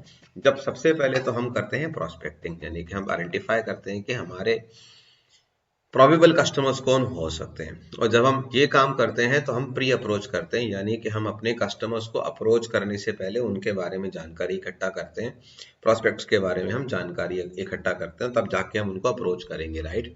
तो उसके बाद हम करेंगे अप्रोच। जब हम अप्रोच करेंगे तो हम सेल्स पिच करेंगे, अपने बारे में बताएंगे, अपने आप को इंट्रोड्यूस करेंगे, और जब हम अप्रोच करेंगे अपने बारे में बताएंगे, प्रोडक्ट के बारे में बताएंगे, हो सकता है हम अपनी सेल्स प्रेजेंटेशन भी दें, वहां पर हो सकता है हमारे से ऑब्जेक्शंस हो, कुछ क्वेरीज पूछी जाएं, कुछ कंसर्न्स हो कस्टमर के या प्रोस्पेक्ट के, और जब हम उन क्वेरीज और ऑब्जेक्शंस को हम एड्रेस करते हैं तो हम हैंडलिंग ऑब्जेक्शंस में आते हैं, और लास्ट में जब हमको सेल्स ऑर्डर मिल जाता है तो उसको बोलते हैं सेल्स क्लोजर। तो इसका जो आंसर होगा वो होगा प्री अप्रोच, ठीक है। आगे बढ़ते हैं। अब एक बेहतरीन कार है एस्टन मार्टिन, राइट। और एस्टन मार्टिन जो है ये कार जेम्स बॉन्ड की बहुत फेवरेट कार है। जेम्स बॉन्ड की ज्यादातर मूवीज में एस्टन मार्टिन को दिखाते हैं, right. So Aston Martin markets to a particular segment that likes fast and expensive cars and can afford it. The company is in a niche market. A company in a niche market has customers who understand, appreciate and can pay a premium for their indulgence. इस strategy को क्या बोलेंगे? Overall cost leadership बोलेंगे, focus strategy बोलेंगे, differentiation strategy बोलेंगे, या diversification strategy बोलेंगे, या प्रमोशनल स्ट्रैटेजी बोलेंगे? तो इसका सही आंसर होगा option B, focus strategy. Why? Because we are focusing on a very specific niche. हम एक बहुत ही छोटे से सेगमेंट को टारगेट कर रहे हैं जिन्हें महंगी और फास्ट कारें पसंद हैं, और वो बिल्कुल हेजिटेट नहीं करेंगे एक्स्ट्रा प्रीमियम पे करने के लिए। तो इस क्वेश्चन का आंसर होगा ऑप्शन बी, फोकस स्ट्रैटेजी। चलिए आगे बढ़ते हैं। So when Flipkart and Amazon cut out the majority of middlemen that normally would participate in the exchange process, तो ये काम क्या है? तो कई बार ऐसा होता है कि जब हम कस्टमर्स तक पहुंचने में बीच के रास्तों को छोटा कर देते हैं, यानी कि हम अपने चैनल पार्टनर्स को कम कर रहे हैं, या हम डिस्ट्रीब्यूशन नेटवर्क को छोटा कर रहे हैं इस तरीके से जैसे यहाँ पे समझाया गया है। तो फ्लिपकार्ट और अमेजोन अगर ये काम कर रहे हैं, मिडिलमैन यानी कि बीच के लोग, डिस्ट्रीब्यूटर्स, रिटेलर्स को अगर वो कट डाउन कर रही है, उनका साइज कम कर रही है, या बीच में से एक या दो लेयर्स ही हटा दे रहे हैं, लेवल्स ही हटा दे रहे हैं, तो इसको क्या बोलेंगे? इसको हम बोलेंगे disintermediation, diversification, reduce competition, deregulation, privatisation. बड़ा ही सरल है। प्राइवेटाइजेशन तो आपको पता ही है क्या होता है। जब मार्केट्स को हम रेगुलेशन से हटा देते हैं तो डीरेगुलेटेड मार्केट हो जाता है। कंपटीशन का कोई लेना देना यहाँ पर है नहीं। आपके सामने दो वर्ड्स बचते हैं, डाइवर्सिफिकेशन और डिसइंटरमीडिएशन। आपको मैंने पढ़ाया था मार्केटिंग चैनल में इंटरमीडियरीज। इंटरमीडियरीज यानी कि चैनल पार्टनर्स, यानी कि चैनल का हिस्सा। तो जब हम इंटरमीडियरीज को हटा रहे हैं तो उस प्रोसेस को हम बोलेंगे डिसइंटरमीडिएशन। आंसर होगा ऑप्शन ए। चलिए आगे बढ़ते हैं, और ये आ गया क्वेश्चन नंबर 32 हमारे सामने। और a dash is a set of procedures and sources managers use to obtain everyday information about developments in the marketing environment. इसको हम क्या बोलेंगे? Data warehousing, viral marketing campaign, product management system, marketing intelligence system, और sales information system. अब यहाँ थोड़ा सा आपको ध्यान देना पड़ेगा कि ये जो सेट ऑफ प्रोसीजर सोर्सेज है कौन यूज कर रहा है? मैनेजर्स। किस चीज के लिए? हर रोज का इंफॉर्मेशन किस चीज के बारे में? मार्केटिंग एनवायरनमेंट के बारे में। तो ये जो इंफॉर्मेशन है ये मार्केटिंग से रिलेटेड है, सेल्स से रिलेटेड नहीं है, तो इसको हटा देंगे। और चूंकि मार्केट से रिलेटेड है तो यहाँ पर हमारे लिए ऑप्शन बचेगा मार्केटिंग इंटेलिजेंस सिस्टम। ये मैंने अपने लेक्चर में बताया भी हुआ, और आपको ये भी बताया है कि MIS का मतलब मैनेजमेंट इंफॉर्मेशन सिस्टम भी होता है और मार्केटिंग इंफॉर्मेशन सिस्टम भी होता है। लेकिन जिस तरीके से ये सवाल पूछा गया है ये मार्केटिंग इंफॉर्मेशन सिस्टम है, क्योंकि ये हमें जानकारी दे रहा है मार्केटिंग के एनवायरनमेंट की, राइट।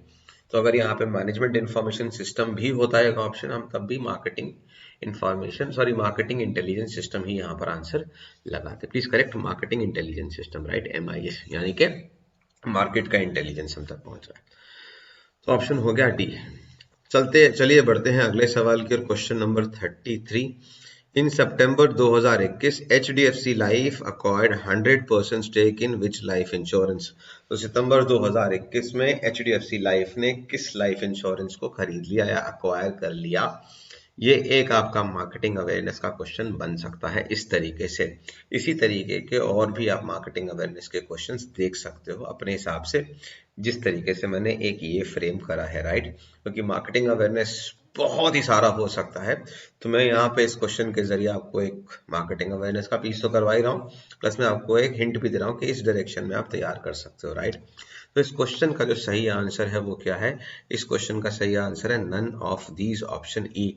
और वो कंपनी का नाम है एक्साइड लाइफ इंश्योरेंस। इस कंपनी को HDFC लाइफ ने अक्वायर कर लिया है, इसका पूरा का पूरा स्टेक सितंबर 2021 में। और अगर आप मेरे साथ इसी तरीके से आगे तैयारी करते रहना चाहते हैं, और अगर अभी तक आपने चेकआउट नहीं करे हैं तीनों ऑप्शंस, कंप्लीट वीडियो कोर्स, जिसका तो शुरुआत में वीडियो के शुरू में भी थोड़ा सा मैंने एडवर्टीजमेंट चलाया था, क्रैश कोर्स जो कि 30 डेज का क्रैश कोर्स है, और केवल नोट्स अगर आपको चाहिए हैं मेरे कोर्स के तो वो भी अवेलेबल है। तीनों का MRP अवेलेबल है। Yes, all the videos in the courses are in English, right? So you can follow this, and the entire video lectures will be in English only, as is what I'm going to tell you. It is easy to understand English, so you can easily grasp it. The coupon code applicable is JC30 on all the products, and you can clearly see what you will be getting in which case, right? So you can anytime pause the video and check it out. Anyways, let's move on to the next question. Question number 34. Which of the following elements of socio-cultural environment can be associated with the growing demand of social surrogates like social networking sites, television, etc.? So, they make us feel like as if we are in a social setup, but it's a virtual society around us. So that's why we're using the word social surrogates and social networking sites or television. So, which of the following elements of the socio-cultural environment? So, we're talking about the socio-cultural environment over here. The correct answer over here in this case would be option C, views of others, or this is how we want others to see us. And that is why whenever we share a post on Facebook or Instagram, we expect likes and comments and shares, right? So, views of others. So, last question of the day, that is question number 35. The strategy that encourages dealers and distributors to sell a product is known as what? So, what is the strategy that encourages dealers and distributors to sell a product? So, we are not marketing, we are selling a product, and this is a strategy that encourages. So, this is a push strategy basically. So, there are two strategies which we commonly hear, that is push and pull. Push strategy is when the distribution channel pushes the product towards the customer, right? They are trying to sell the product to you, right? But once we are doing advertisement, once we're generating a positive word of mouth, so we are trying to go through the pull strategy. उसमें क्या होता है कि हम ऐसा brand का image, ऐसा environment create करते हैं कि कंज्यूमर खुद जाके वो अपने आप से मांगे। कमोडिटीज के केस में छोटे छोटे जिनकी जो रेगुलरली परचेज किए जाते हैं, फ्रीक्वेंटली परचेज किए जाते हैं, लो प्राइस आइटम जैसे कि साबुन, कोल्ड ड्रिंक, टूथपेस्ट, यहाँ पर जनरली पुल स्ट्रैटेजी क्रिएट होता है। खूब सारा एडवर्टीजमेंट चलाया जाता है, और अब जब अगली बार आप जाओगे दुकान पे खरीदे तो आप फटाफट बोलोगे भैया पेप्सोडेंट का टूथपेस्ट चाहिए, because it brand Pepsodent is already registered in your brain. आप जाओगे और अपने आप से वो ब्रांड मांगोगे, तो पुल स्ट्रैटेजी। लेकिन यहाँ पे बात हो रही है पुश स्ट्रैटेजी, यानी कि डीलर्स और डिस्ट्रीब्यूटर्स अपने तरफ से एफर्ट डालते हैं सेल करने का प्रोडक्ट को कंज्यूमर्स को, right? So I hope this session was useful and the answer was push strategy. Don't forget to like, share and subscribe. And if you have, so let's have a look at the very first MCQ of the day. We've already covered 35 questions in this series, so we'll be rather be continuing with question number 36. So question number 36 talks about technological advancements.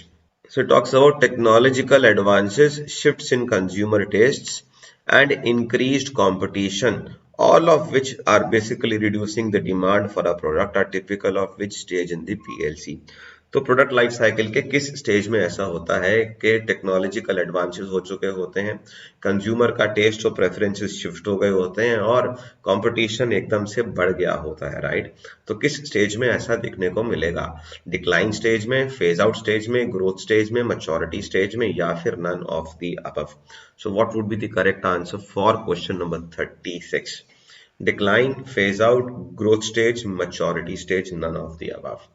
So majority of you're saying D, अब आप देखो, this is the problem. अब आप लोग बोल रहे हो कि डी, पूरे के पूरे क्वेश्चन को ध्यान से देखो, यहां पर क्या हो रहा है, यहां पर ये बोल रहा है जिसकी वजह से डिमांड ऑलरेडी रिड्यूस हो गई है।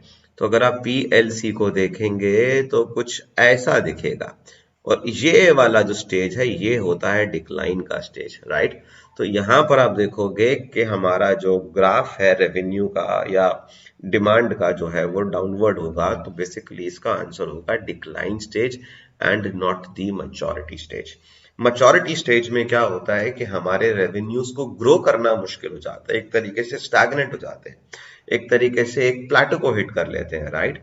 बट जब कस्टमर का प्रेफरेंस ही चेंज हो जाए कि आप बोर हो गए इस प्रोडक्ट से, नया प्रोडक्ट आ गया है, नई टेक्नोलॉजी आ गई है, the consumers are no more liking or preferring your product over others, so eventually they will be leaving your product or the brand and they'll be moving on to other better products as perceived by them, or maybe to the competitive products. The correct answer here would be decline and not maturity. Okay, fine, so I hope this is understood. तो इसका जो है answer A है, everybody done. चलिए, अच्छा, if you अभी what I actually expect is, आपको मुझसे जो भी चाहिए Jayant, I will be catering to all your queries once you done with the MCQs.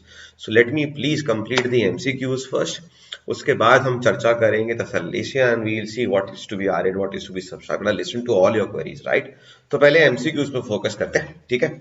Let's move on to the next question, that is question number 37.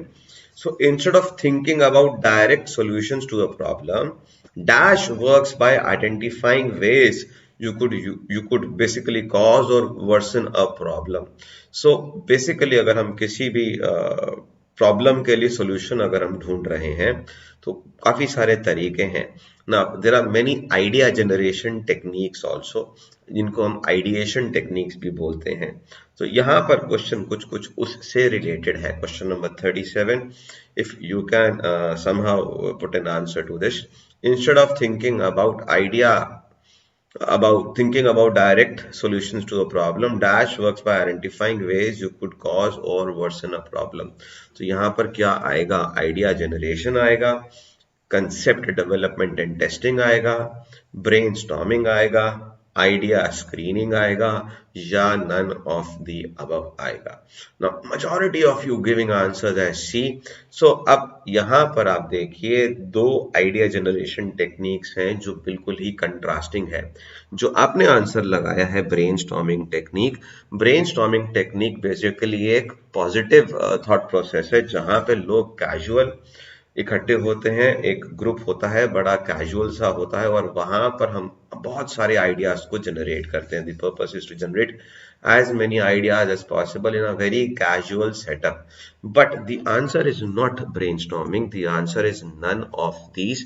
Why? Because the correct term which is relevant to this question is reverse brainstorming. अब reverse brainstorming में हम उल्टा काम करते हैं, हम सोचते तो हैं लेकिन हम उन लाइंस पे सोचते हैं, हम उन आइडियाज के बारे में सोचते हैं जो गलतियां हो सकती हैं। सो कभी कभार knowing what not to do is equally as important as knowing what to do. तो रिवर्स ब्रेनस्टॉर्मिंग में ऐसा होता है कि हम उल्टा काम करते हैं कि हमें क्या गलतियां हमसे हो सकती हैं या क्या हम काम करेंगे जिससे प्रॉब्लम एग्रेवेट हो सकती है, तो उनका लिस्ट हम बनाते हैं and that gives us an inventory of the ideas which we are supposed to be cautious about, जिसको हमको नहीं करने, जो हमको अवॉइड करने हैं। The correct answer is reverse brainstorming. Reverse brainstorming is sometimes also referred to as negative brainstorming, right? तो answer समझ में आया, रिवर्स ब्रेनस्टॉर्मिंग, ठीक है। चलिए, सो बात यहां पर भी समझ में आ गया। तो हाँ, स्टोरी रिवर्स होगा। देखो मैं आपके सामने वही क्वेश्चंस लेके आ रहा हूं, मुझे पता है कि जहां पर आप लोग अटक रहे हो, I can understand your pulse के आप लोग किस लेवल पे तैयारी कर रहे हो और एग्जाम में किस तरीके से क्वेश्चंस और घुमा फिरा के पूछे जा सकते हैं। That is the sole purpose for me having these MCQs, right. तो ये एमसीक्यूज थोड़े से मैंने मॉडरेट डिफिकल्टी लेवल के रखे हैं, थोड़े खुद से भी बनाए हैं अच्छे अच्छे एमसीक्यूज, ताकि आपको एक अच्छी सी नॉलेज और समझ में आए कि किस तरीके की गलतियां हमें एग्जाम में नहीं करनी है। अब इस क्वेश्चन को देखिए, आपने देखा आइडिया जनरेशन, सर ने जैसे ही बोला सबने खटाखट आइडिया जनरेशन के साथ साथ ब्रेनस्टॉर्मिंग का आंसर लगाना शुरू किया। Reverse brainstorming is also an idea generation technique. चलिए let's move on to the next question, question number 38। So यहां पर आएगा dash. So dash includes practices such as overstating the product's features or performance, luring the customer to the store for a bargain that is out of stock, or running rigged contests। rigged contests मतलब पहले से ही decide हो चुका है, पहले से ही गड़बड़ हो चुकी है, मतलब चीटिंग कर ली है एक तरीके से। तो इस तरीके के प्रमोशन को बोलेंगे डिसेप्टिव प्रमोशन, या इस तरीके के काम को बोलेंगे डिसेप्टिव पैकेजिंग, या इसको बोलेंगे डिसेप्टिव प्राइसिंग, या इसको बोलेंगे हम डिसेप्टिव कॉस्ट स्ट्रक्चर। क्या बोलेंगे इसको, या बोलेंगे इसको नन ऑफ दीज? बताइए। So deceptive promotion, deceptive packaging, deceptive pricing, deceptive cost structure, none of these. तो क्या कर रहा है? This includes practices such as overstating the products performance, luring the customer to the store for bargaining that कि stock नहीं है फिर भी बुला रहे हैं कंज्यूमर को बुद्धू बना के, और हमने कोई कॉन्टेस्ट रन करा है। तो आप लोग बोल रहे हैं ए, कुछ बच्चे बोल रहे हैं सी। चलिए देखते हैं इसका आंसर क्या है। इसका आंसर बिल्कुल सही ए ही होगा, डिसेप्टिव प्रमोशन। हम एक तरीके से छलावा कर रहे हैं, हम डिसीव कर रहे हैं कंज्यूमर्स को, हम उनको बुद्धू बना रहे हैं। जो चीज नहीं है उसके लिए भी हम बड़ा चढ़ा के झूठ मूठ की बात बना के हम उसको कर रहे हैं डिसेप्टिव प्रमोशन, राइट। तो जब जो चीज एक्चुअल में नहीं है उसके बारे में भी बता दिया। अब आप इलेक्ट्रिक स्कूटर लेने गए, उसने बोल दिया कि 200 किलोमीटर की रेंज है, जबकि एक चार्ज पे चलेगा 50 ही। तो ये एक जो है प्रोडक्ट के फीचर को हमने क्या कर दिया मेरे बच्चे, ओवरस्टेट कर दिया। और आपने बोल दिया मैकडॉनल्ड्स, वैसे तो मैकडॉनल्ड्स करता नहीं है, लेकिन बोल दिया कि सॉफ्ट सर्व मिलेगा केवल 10 रुपए में। और जब भी आप जाते हो मैकडॉनल्ड्स बोलते हैं कि सॉफ्ट सर्व तो भैया आउट ऑफ स्टॉक है, हमारे पास है ही नहीं। अब आप कहोगे आ तो गए हैं, कुछ ना कुछ और खा लेते हैं, राइट। तो ये हो गया when you are basically luring the customers to a store, और बोल देते हो कि स्टॉक नहीं है। या फिर आपने बोल दिया कि भाई साबुन का एक हमाम का या इस तरीके का साबुन का बार आप लीजिए और उसमें से गोल्ड का कॉइन निकलेगा, या मसाले का पैकेट लीजिए गोल्ड का कॉइन निकलेगा, और वहां पे जानबूझ के कोई गोल्ड का कॉइन डाला ही नहीं है, या कुछ डाले हैं वो अपने दोस्तों रिश्तेदारों को ही दे दिए। तो रिग्ड हो गया। बात समझ में आया? So this kind of activity is called deceptive promotion, right. चलो जी, let's move on to the next question. That's going to be question number 39 in this case. So sorry. So determining the promotion budget on the basis of financial availability of capital is characteristics of which of the following budgeting methods? So when a company sets a promotion budget, तो उसके सामने बहुत सारे methods होते हैं। एक होता है अफोर्डेबल मेथड, एक होता है परसेंटेज ऑफ सेल्स मेथड, एक होता है कॉम्पिटिटिव पैरिटी मेथड, एक होता है कि ऑब्जेक्टिव एंड टास्क मेथड, और लास्ट वाला option is none of these. So in this particular case what is gonna be the correct answer when we are determining the budget on the basis of the financial availability of the resources, capital resources available with the company. Yes, obviously yes, मैंने कुछ second के लिए गलती से flash भी कर दिया था answer. Anyways, affordable method indicates what the company basically can afford as a budget to market the product। हम भैया कितना हम अफोर्ड कर सकते हैं, 1 लाख 2 लाख 5 लाख 10 लाख। अभी परसेंटेज ऑफ सेल्स मेथड क्या होता है कि हम अपने प्रमोशन के बजट को हमारी सेल्स से लिंक कर देते हैं कि right we gonna spend 10% of our sales on advertising, right. तो इस तरीके का हम एक लिंक कर देते हैं अपने सेल्स वॉल्यूम से एक सर्टेन बजट को। तीसरा तरीका जो होगा वो होगा कॉम्पिटिटिव पैरिटी मेथड। इसमें हम क्या करते हैं, we keep an eye on what the competitors are doing, how much of the sales और how much of the budget is is there जब कॉम्पिटिटर्स अपना मार्केटिंग करते हैं, what is the competitors budget, वो कितना स्पेंड कर रहे हैं, and we have our budgeting in line with what competitors are doing so as to match our marketing efforts, right. अब कोई कॉम्पिटिटर आपके बहुत ज्यादा खर्च कर रहा है, उसके कंट्रास्ट में आपके बहुत ही कम एडवर्टीजमेंट्स आ रहे हैं, तो आपके एडवर्टीजमेंट्स दिखेंगे भी नहीं, मिनिस्क्यूल होंगे, एकदम नोटिस ही में नहीं आएंगे। इसीलिए ऐसे ऐसे में करा ना किया बराबर है, राइट। बट अगर हमारा एडवर्टीजमेंट कंपटीशन से कहीं ना कहीं मैच करेगा तो हमारा को भी उतना अटेंशन मिलेगा, that is the sole purpose. उसके बाद आता है option D, objective and task method. यहां पर हम अपने बजट को सेट करते हैं ऑब्जेक्टिव्स के बेस में। What is the number of people we want to reach out to, हमें कितने दिनों तक इस चीज को कवर करना है, हमें कितनी बार अपने एडवर्टीजमेंट को दिखाना है, हमें कितनी फ्रीक्वेंसी हमको दिखानी है, हमें कब तक ऐड देनी है जब तक कि ब्रांड अवेयरनेस बढ़ ना जाए। तो हम उसको एक मेजरेबल तरीके से एक बेंचमार्क सेट कर देंगे कि इतना अचीव होगा तब तक हम करेंगे, या इतने के लिए हमें कितना ऐड करना पड़ेगा। So that is the objective and task method, right. The correct answer is of the affordable method. I've already explained you the entire options, right? So the next one is question number 40. Dash refers to the integration of technology into offerings by financial services companies in order to improve their use and delivery to consumers. ये question मैंने केवल और केवल आप लोगों के लिए बनाया है क्योंकि ये आपके लिए मार्केटिंग अवेयरनेस का ही क्वेश्चन है।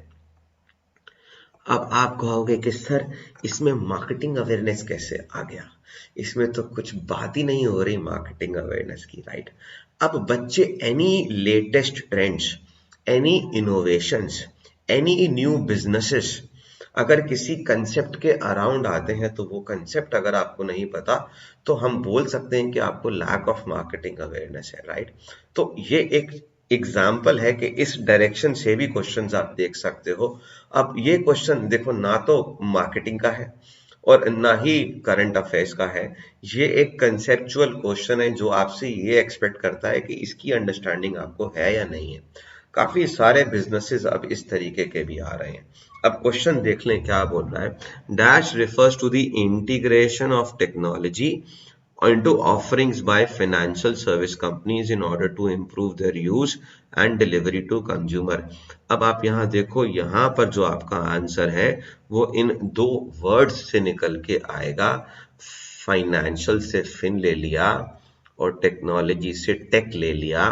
तो यहां पर ये जो डेफिनेशन है, ये जो चीज समझाने की कोशिश कर रहे हैं, ये एक टर्म है फिनटेक, फाइनेंशियल टेक्नोलॉजी, यानी कि वो कंपनीज जो फाइनेंशियल सर्विसेज दे रही हैं और टेक्नोलॉजी को यूज कर रही हैं to leverage, that will be called fintech companies. तो जैसे कि Paytm is a fintech company, Razorpay is a fintech company, Upstox again is a fintech company. क्यों? क्योंकि फाइनेंशियल सर्विसेज दे रहे हैं अलग अलग डोमेन के और साथ में टेक्नोलॉजी को इंटीग्रेट कर रहे हैं। अगर मैं इसमें एजुकेशन इंडस्ट्री में पैरेलल बनाने की कोशिश करूं तो एडटेक, तो अगर यही काम हम एजुकेशन में करेंगे तो क्या कहलाएगा, एडटेक। जैसे कि बहुत बड़े बड़े एडटेक कंपनीज हमारे कंट्रीज में है, राइट। तो the correct answer will be fintech. तो इस तरीके के क्वेश्चंस आपसे जरूर पूछे जा सकते हैं कि भाई आपको आस पड़ोस में दुनिया में क्या हो रहा है मार्केटिंग में, इस तरीके के टर्म्स, इस तरीके के वर्ड्स आपको पता होने चाहिए। तो इस लाइन पे आपने तैयारी करनी है मार्केटिंग अवेयरनेस की। हालांकि मैंने अभी लास्ट सेशन में जो टेलीग्राम चैनल है मेरा, मैंने उसमें आपको 20 मोस्ट वैल्यूड इंडियन स्टार्टअप्स का लिस्ट भेजा है, राइट। और मैं और भी इसी तरीके के और क्वेश्चंस आपके सामने लेके भी आऊंगा, प्लस जो मुझे लगेगा रेलेवेंट है मैं आपको टेलीग्राम में डाल दूंगा, राइट।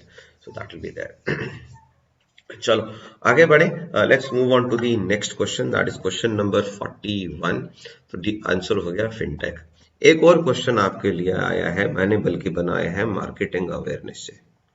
ये इस तरीके का, जैसे पिछला क्वेश्चन था तो उसी से मिलता जुलता, उसी से उन दो similar lines, this is another question related to the previous question, so as to give you a taste of how you, in what direction you have to go, right. So dash are online only financial technology companies. So these are the companies which are available only online, they don't have a brick and mortar branches।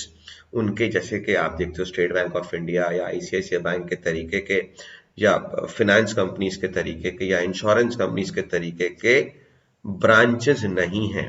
They are online only financial technology companies, यानी कि ये वो companies हैं जिनका presence केवल और केवल online है, दैट ऑपरेट सोलली डिजिटली और विया mobile applications. Simply put, again, Dash are digital banks without any physical branches. तो बताइए यहां पर क्या होगा? ऑप्शन 41, क्वेश्चन 41 का आंसर क्या होगा? ए, बी, सी, डी और E. Yes Sagar, your answer is absolutely correct. इसका आंसर होगा नियो बैंक्स। ठीक है, तो इसका आंसर होगा नियो बैंक्स, राइट। तो नियो बैंक्स जो हैं online only financial technology companies हैं, और नियो बैंक्स एक तरीके के डिजिटल बैंक्स होते हैं जिनमें कोई फिजिकल ब्रांचेस नहीं होते। ठीक है, आगे बढ़ते हैं। चलिए, बहुत बढ़िया। तो अब आप लोगों को समझ में आया किस तरीके के मार्केटिंग अवेयरनेस आपसे पूछा जाएगा। चलिए बढ़ते हैं आगे अगले क्वेश्चन की ओर। Question number 42, the 5 product levels constitute a dash, at each level more customer value is added। तो हमसे पूछा गया है कि जो 5 प्रोडक्ट लेवल्स हैं, आपको याद हो 5 प्रोडक्ट लेवल, सबसे अंदर होता है कोर प्रोडक्ट, उसके ऊपर होता है जेनरिक प्रोडक्ट, उसके ऊपर होता है एक्सपेक्टेड प्रोडक्ट, उसके ऊपर होता है ऑग्यूमेंटेड प्रोडक्ट, और उसके ऊपर होता है, बताएं जी, पांचवा। मैंने 4 आपको बताए, पांचवा आपको बताना है। प्रोडक्ट लेवल्स हमने करे हैं 5, कोर, जेनरिक, एक्सपेक्टेड, ऑग्यूमेंटेड, और पांचवा क्या है? कौन सा बच्चा मेरे को सबसे पहले बताएगा पांचवा प्रोडक्ट का लेवल कौन सा है?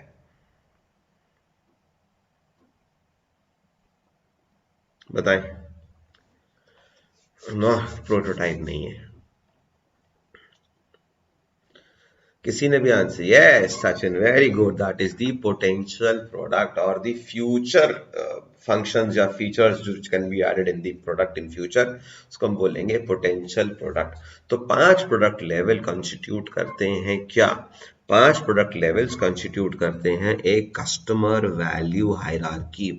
जैसे जैसे हम प्रोडक्ट लेवल्स ऊपर बढ़ाते चले जाते हैं, more value is delivered to the consumer. तो कोर पे या बेसिक में कम, एक्सपेक्टेड में थोड़ी ज्यादा, ऑग्यूमेंटेड में और ज्यादा। तो बेसिकली इसका आंसर क्या होगा? Customer value hierarchy. So as and when the level increases, customer gets more value. You see it that way. Anyways, आगे बढ़ते हैं। चलिए थोड़ा सा और मजेदार क्वेश्चन लेते हैं। Most products can be offered with varying dash that supplement its basic function. तो क्वेश्चन यहाँ पर है, ज्यादातर प्रोडक्ट्स में हम क्या वेरी कर सकते हैं? Reliability, conformance, qualities, features, forms, और नन ऑफ द अबव। और यहां पर जो आंसर आएगा, it should supplement its basic function. तो बताइए क्वेश्चन नंबर 43 में यहां पर क्या होगा? Most products can be offered with varying dash that supplement its basic function. Should be an easy question for you to crack. बताएं जी क्वेश्चन नंबर 43 का आप बोल रहे हैं डी, ठीक है, बाकी जनता बोल रही है C. Some of them are saying features, option C. Yes, the correct answer here stands C. जैसे आपने देखा होगा कि कार्स में, बाइक्स में अलग अलग वेरिएंट्स आते हैं, राइट। एक बेसिक वर्जन आता है, फिर थोड़ा और वर्जन आता है, फिर थोड़ा और वर्जन आता है, फिर लग्जरी वर्जन आता है, राइट।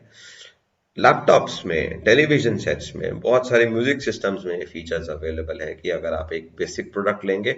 बैंकिंग सर्विसेज में भी, राइट, आप देखेंगे कि अगर हम बात करें फाइनेंशियल इंक्लूजन की, तो जो आपका बैंक अकाउंट खुलेगा वो एकदम नो फ्रिल्स अकाउंट खुलेगा, यानी कि BSBD अकाउंट खुलेगा, basic saving banks deposit account.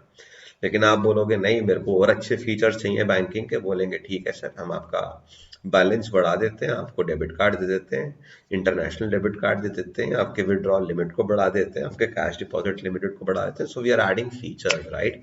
तो यहाँ पर सही answer would be option C, features. चलो let's move on to the next question quickly. Question number 44। I hope you guys are enjoying this session, and if you guys are enjoying this session, please don't do conjuicy in liking the session and sharing it with your friends, and also don't forget to please subscribe the channel। मेरे को बार बार बोलना पड़ रहा है because मुझे डांट पड़ी है, मेरे YT टीम से बोल रहे हैं कि सर आप कभी भी प्रमोट करने के लिए नहीं बोलते चैनल को, और बाकी चैनल्स कहाँ पहुंच गए, और आप देखो हमारा चैनल इतना सुस्त चलता है, बच्चे सब्सक्राइब नहीं करते, देखते तो हैं, आते हैं, लेकिन देखते नहीं हैं। चलिए आगे बढ़े, क्या होगा हमारा answer question number 44। With regards to product line pricing, companies normally develop product lines rather than single products and introduce price steps. The seller's task is to establish dash quality differences between these price steps. तो question number 44 सोच समझ के answer लगाना क्या है, यानी कि बात हो रही है with regards to product line pricing. अब प्रोडक्ट लाइन प्राइसिंग में क्या है कि एक प्रोडक्ट लाइन में हमारे पास अलग अलग वेरिएंट्स होते हैं, तो कंपनी चाहती है कि इस प्रोडक्ट लाइन में इन वेरिएंट्स की प्राइसिंग थोड़ी थोड़ी अलग तो करी जाए, नहीं तो फिर बिकेंगे कैसे, जाहिर सी बात है। तो thought process is this, so companies normally develop product lines rather than single products and introduce price steps. वो अलग अलग जगह प्राइस के स्टेप्स करते हैं इंट्रोड्यूस। अब जो सेलर वो प्रोडक्ट लाइन या प्रोडक्ट बेच रहा है, उसका काम क्या है कि क्या एस्टैब्लिश करे। They're supposed to establish imaginary quality differences, actual quality differences, perceived quality differences, monetary quality differences, or none of these between these price steps. So what could be the correct answer over here?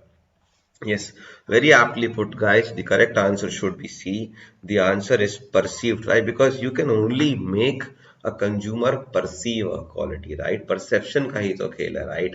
Expectation और perception का ही तो पूरा का पूरा खेल है satisfaction में, right? तो हम imaginary नहीं कर सकते, actual नहीं कर सकते, क्योंकि ये subjective है, person to person उसके perception पे vary करेगा, तो perceived। अब जैसे कि मैंने भी आपको एक एग्जांपल दिया कि जब गाड़ियों के अलग अलग वर्जन आते हैं, वैसे ही अगर मुझे लैपटॉप लेना है, मान लीजिए मुझे एसूस का कोई लैपटॉप लेना है, तो एसूस में अलग अलग तरीके के रेंज है।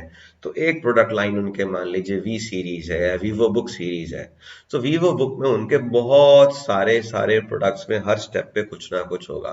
किसी में रैम कम बढ़ होगी, किसी में एसएसडी की जगह हार्ड डिस्क ड्राइव लगा होगा, किसी का स्क्रीन बड़ा होगा, किसी में कीपैड के पीछे लाइट होगी। इस तरीके के छोटे छोटे छोटे हम डिफरेंसेस कर सकते हैं, और जहां पर हम हर जगह कुछ ना कुछ प्राइस में 2, 4, 500, 1000, 2000 का फर्क क्रिएट कर सकते हैं, राइट।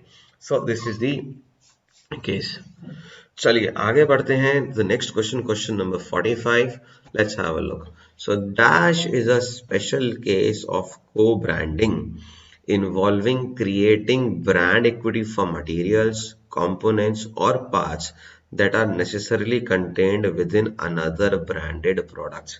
इसके लिए मैं आपको बहुत ही बेहतरीन एक एग्जांपल बताऊंगा, बल्कि 2 एग्जांपल आपको दूंगा, और फिर हम आगे बढ़ेंगे। तो एक खास तरीके का केस है को ब्रांडिंग का, जिसमें क्या होता है, creative brand equity for materials, components और parts are necessarily contained within other branded product. तो एक ब्रांडेड प्रोडक्ट के अंदर as a component, as a part, it's contained another branded product or something, right? So इस तरीके के co-branding को what do we call? Do we call it component branding? Do we call it ingredient branding? Do we call it an advertising branding? Do we call it sales branding, or should we call none of these? What could be the correct answer? So majority of you giving answer A or B. Yes, the correct answer, देखो अब आप लोगों को समझ में तो आ गया कि है क्या। तो इसका जो प्रॉपर टर्म है that is ingredient branding. Ingredient as in what is going inside this bigger brand. So if I am teaching you from a laptop और इसमें लिखा है इंटेल इनसाइड, यानी कि इसका जो एक बेसिक इंग्रेडिएंट है वो क्या है, इसका माइक्रो प्रोसेसर, और वो भी एक ब्रांड का है। साथ में लिखा है एनवीडिया का, इसमें ग्राफिक्स कार्ड है, तो वो भी इसका एक इंग्रेडिएंट हो गया, राइट। कुछ साल पहले I was at the airport और आई वॉज गोइंग, तो इंटरनेशनल एयरपोर्ट्स में नॉर्मली आप शॉपिंग वगैरह कर सकते हो सिक्योरिटी चेक के बाद। बढ़िया एक तरीके का मॉल सा माहौल होता है वहां पर। So I was going through a chocolate shop, तो वहां पे मैंने एक बहुत बड़ी चॉकलेट शॉप देखी। तो मैंने कहा बड़ा बढ़िया चॉकलेट शॉप है, तो I was going through the display और मर्चेंडाइज। तो वहां पे लिंड का चॉकलेट है, यूएस स्विस चॉकलेट है मेरे ख्याल से, लिंड के चॉकलेट्स आते हैं। तो वहां पे एक चॉकलेट थे लिकर चॉकलेट्स। मैंने कहा ये क्या चीज है, उसमें लिखा था कि लिंड चॉकलेट, इसके अंदर ना स्कॉच विस्की भरा हुआ है, जॉनी वॉकर ऐसे करके उसने बोला। मैंने कहा ये भी अजब तरीके का इनोवेटिव प्रोडक्ट है। तो वो भी एक तरीके का इंग्रेडिएंट ब्रांडिंग है। आपने देखा होगा कि कई बारी कंपनीज प्रमोट करती हैं कि ये ओरियो बिस्किट से बना है, ये इस पर्टिकुलर कॉफी से बना है, या इस पर्टिकुलर चीज से बना है, तो वो सारे के सारे इंग्रेडिएंट ब्रांडिंग में आएंगे, राइट। चलिए आगे बढ़ते हैं। और अच्छा, जिन बच्चों को अभी भी डाउट है तो ये इसका आंसर हो गया बी। ये ऑप्शंस हैं जो आपके पास अवेलेबल हैं फॉर द लास्ट 6-7 डेज, और अगर आप करना चाहते हैं तो आई वुड सजेस्ट 1 या 2 दिन में इसको ऑप्ट कर लीजिए, क्योंकि आप जितना देर करेंगे आप इसका यूटिलाइज नहीं कर पाएंगे। डिस्क्रिप्शन में मैंने सारी की सारी चीज़ों के डिस्क्रिप्शन दे दिए हैं, तो आप इसका बस स्नैपशॉट ले लीजिएगा प्लीज़ इस स्लाइड का, और बाद में आप अपने हिसाब से देख के इसको समझ सकते हैं, right. So I would suggest कि इसका स्नैपशॉट ले लीजिए, बाकी डिस्क्रिप्शन चेक कर लीजिए। चलिए आगे बढ़ते हैं। क्वेश्चन नंबर 46 ये रहा आपके सामने। Guarantees are most effective in 2 situations. अब before we go ahead in this question, मैं आपको पहले बता दूं, दो बहुत ही कंफ्यूजिंग और इंटरचेंजेबल टर्म्स हैं, गारंटी एंड वारंटी। दोनों में फर्क क्या है मैं आपको बता देता हूं। गारंटी मींस दैट अगर मेरे को प्रोडक्ट के संग गारंटी मिला है तो मेरे को पूरा का पूरा प्रोडक्ट ही रिप्लेस होगा if the product is covered under a guarantee. भाई गारंटी है तो I can replace the entire product. लेकिन वारंटी से क्या मतलब है? वारंटी से मतलब है कि if a product is covered और a service is covered in a warranty, अगर कोई प्रॉब्लम हो जाए, कोई सिचुएशन हो जाए, तो वो कंपनी आपकी चीज को सुधार देगी बिना किसी कॉस्ट के। तो ये मतलब होता है वारंटी का, ठीक है। तो आज की डेट में बहुत ही कम प्रोडक्ट्स हैं जो गारंटी ऑफर करते हैं, वारंटी ज्यादातर लोग ऑफर करते हैं। लेकिन यहाँ पर क्वेश्चन गारंटी से जुड़ा हुआ है, तो ध्यान से पढ़ना। Guarantees are most effective in 2 situations. तो guarantees are very effective in how many 2 situations? The first one is when the company और the products are not well known. So when the company or the products are not very well known, then giving a guarantee on a product is very good idea. Why? Because people get some peace of mind over there. And the second is when the product's quality is dashed to competition. You also give a guarantee when your product's quality is what? Not known, different, inferior, equivalent और superior. Now this is a trick question, इसको सोच समझ के answer लगाइएगा। Question number 46, what should be the correct answer in this case? Oh my god, majority of you getting it correct. Yes, it should not be inferior, rather it should be superior. वही है ना कि हाथ कंगन को अरसी क्या, पढ़े लिखे को फारसी क्या। कहने का मतलब है कि भैया if my product is good, I am pretty much sure that there are gonna be very few consumer complaints and the companies would not shy away from giving guarantees on their product. So they will be saying कि अरे ले जाओ, कोई दिक्कत नहीं, guarantee है मेरी। तो हम तब गारंटी देते हैं जब हमारा प्रोडक्ट कंपटीशन से सुपीरियर होता है, राइट, इन्फीरियर नहीं होता। तभी तो हम जानबूझ के गारंटी देते हैं, ठीक है। तो आंसर होगा हमारा ई, सुपीरियर। चलिए let's move on to the next question, question number 47। Factors that lead to customer switching behaviour. Now customer switching behavior means customer is switching from one product or service to the competitor or any other product or service which include all of the following except, यानी कि इनमें से कौन सा एक switching behaviour का एक कारण या फैक्टर नहीं होगा। This is what you suppose to find. Problem solving, pricing, inconvenience, ethical problems, none of the above. So it's an easy question. आप बस ऑड वन आउट इसमें ढूंढ लो कि किस चीज की वजह से हम कंज्यूमर स्विच कर जाएगा, वो एक तरफ कर दो, और जिस चीज की वजह से कंज्यूमर स्विच नहीं करेगा वो एक तरफ कर दीजिए। या फिर आप ऐसे भी सोच सकते हैं कि एक ऑप्शन पॉजिटिव साइड होगा और बाकी सारे नेगेटिव साइड्स होंगे, ठीक है। तो yes, I think majority of you got the hint correct. The correct answer here would be problem solving. Why? Because अगर कस्टमर का प्रॉब्लम सॉल्व हो रहा है तो वो स्विच नहीं करेगा। हाँ, प्राइस बढ़ गया, स्विच कर जाएगा। उसको प्रोडक्ट को यूज करने में, खरीदने में इनकन्वीनियंस है, स्विच कर जाएगा। एथिकली उसको लगेगा कि एथिकल स्टैंडर्ड्स मीट नहीं कर रहा company, it's basically acting unethical, तो भी वो स्विच कर जाएंगे, राइट। अभी हमने थोड़ी देर पहले एक क्वेश्चन किया था जहां पे एथिकल प्रैक्टिस नहीं थी, जब हम बंदों को कंफ्यूज कर रहे थे, तो वो भी हो सकता है। तो option A. Let's go on to the next question, और this is a very important question और बहुत ही अच्छा क्वेश्चन है ये, इसको ध्यान से करिएगा। A buyer may try to estimate the life cycle cost of purchasing a product. A buyer may try to estimate the life cycle cost of purchasing a product. अब लाइफ साइकिल कॉस्ट का definition या उसका calculation कैसे किया जाएगा? Life cycle cost से मतलब है कि अगर मैंने मान लीजिए एक स्कूटी खरीदा तो उसको जब तक मैं अपने पास रखूंगा उस पर मैं क्या खर्च करने वाला हूँ. So it could be what? Option A, products purchase cost plus the total cost of maintenance and repair less any salvage value. Salvage मतलब जब हम खराब हो जाएगा वापस बेचेंगे रीसेल करेंगे तो उसमें मेरे को कितना मिलेगा. दूसरा ऑप्शन है products purchase cost plus discounted cost of maintenance and repair less any salvage value. Products purchase cost plus discounted cost of maintenance and repairs plus any salvage value.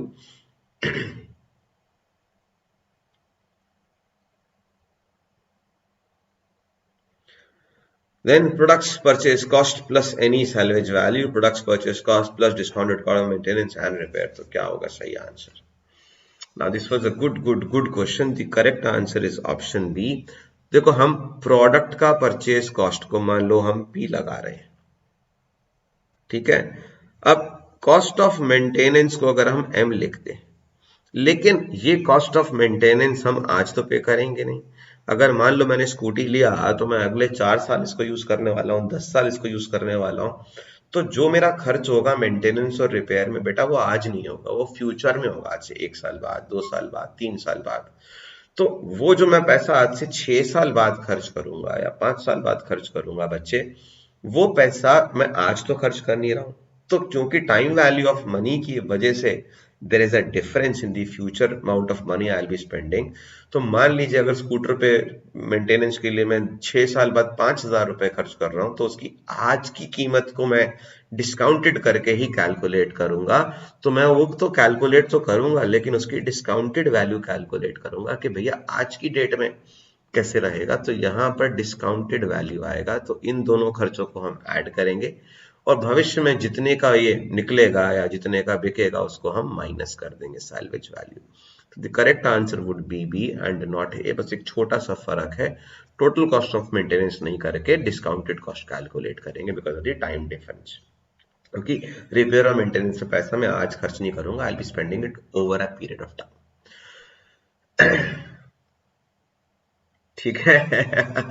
ठीक है, तो इस तरीके के अब आप देखो ट्रिकी क्वेश्चंस है. और मैं आपको एक बात याद दिला दूं बच्चों, जो एक बात आप लोग सारे बच्चे भूल जाते हो, आप सारे के सारे बच्चे भावुक हो जाते हो और सारे के सारे बच्चे थोड़े एक्साइटेड हो जाते हो. एग्जामिनेशन में यहीं पर आपको सेंसिबिलिटी लेके आनी है कि कम से कम आपको गैसेस मारने हैं. क्यों? क्योंकि इस तरीके के क्वेश्चंस में आपके गलत होने के चांसेस ज्यादा हो जाते हैं. You and up gaining negative marks. तो क्योंकि यहाँ पर नेगेटिव मार्क्स होते हैं इसीलिए मैं यही कह रहा हूँ स्वप्निल, शुभम, कि बेटा जो हम खर्चा करते हैं against maintenance and repair is not happening today.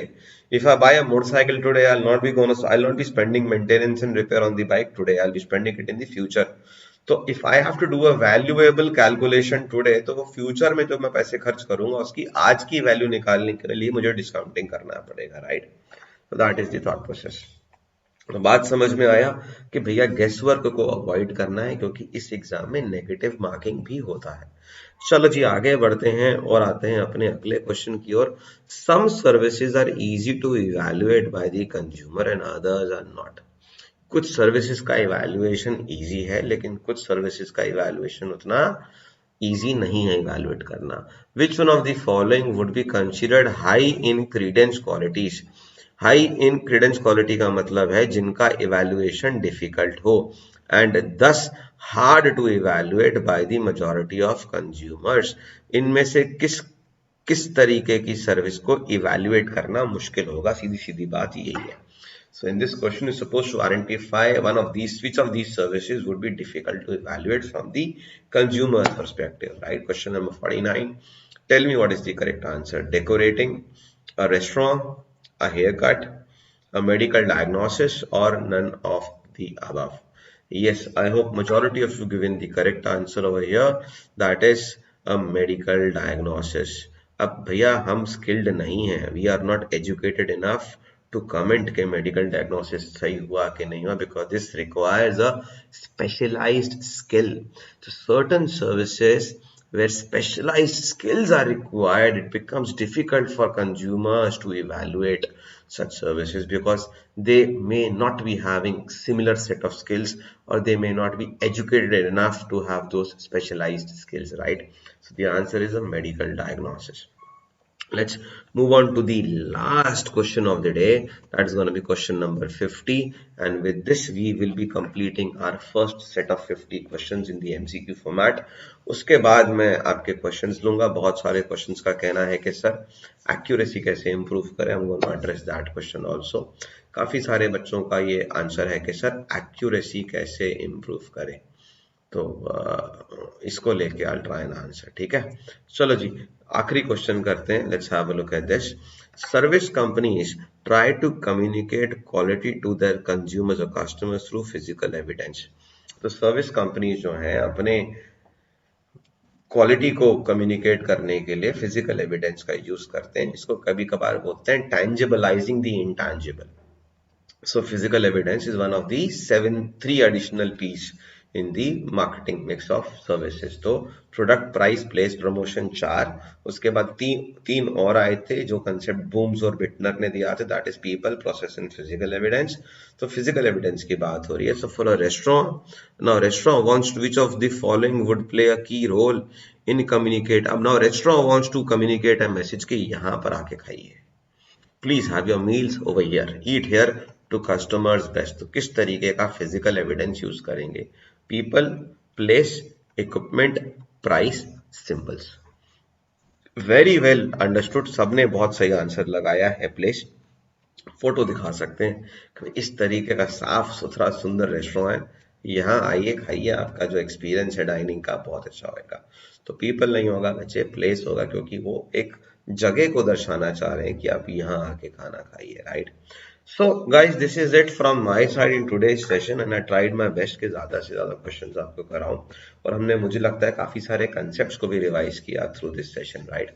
अच्छा, एक बात जो बच्चे कॉन्स्टेंटली मुझे फ़ोन पर भी पूछ रहे हैं कि sir how do we increase the accuracy. एक तो सबसे बड़ा प्रॉब्लम स्टूडेंट्स के संग है कि सेल्फ अवेयरनेस कम है.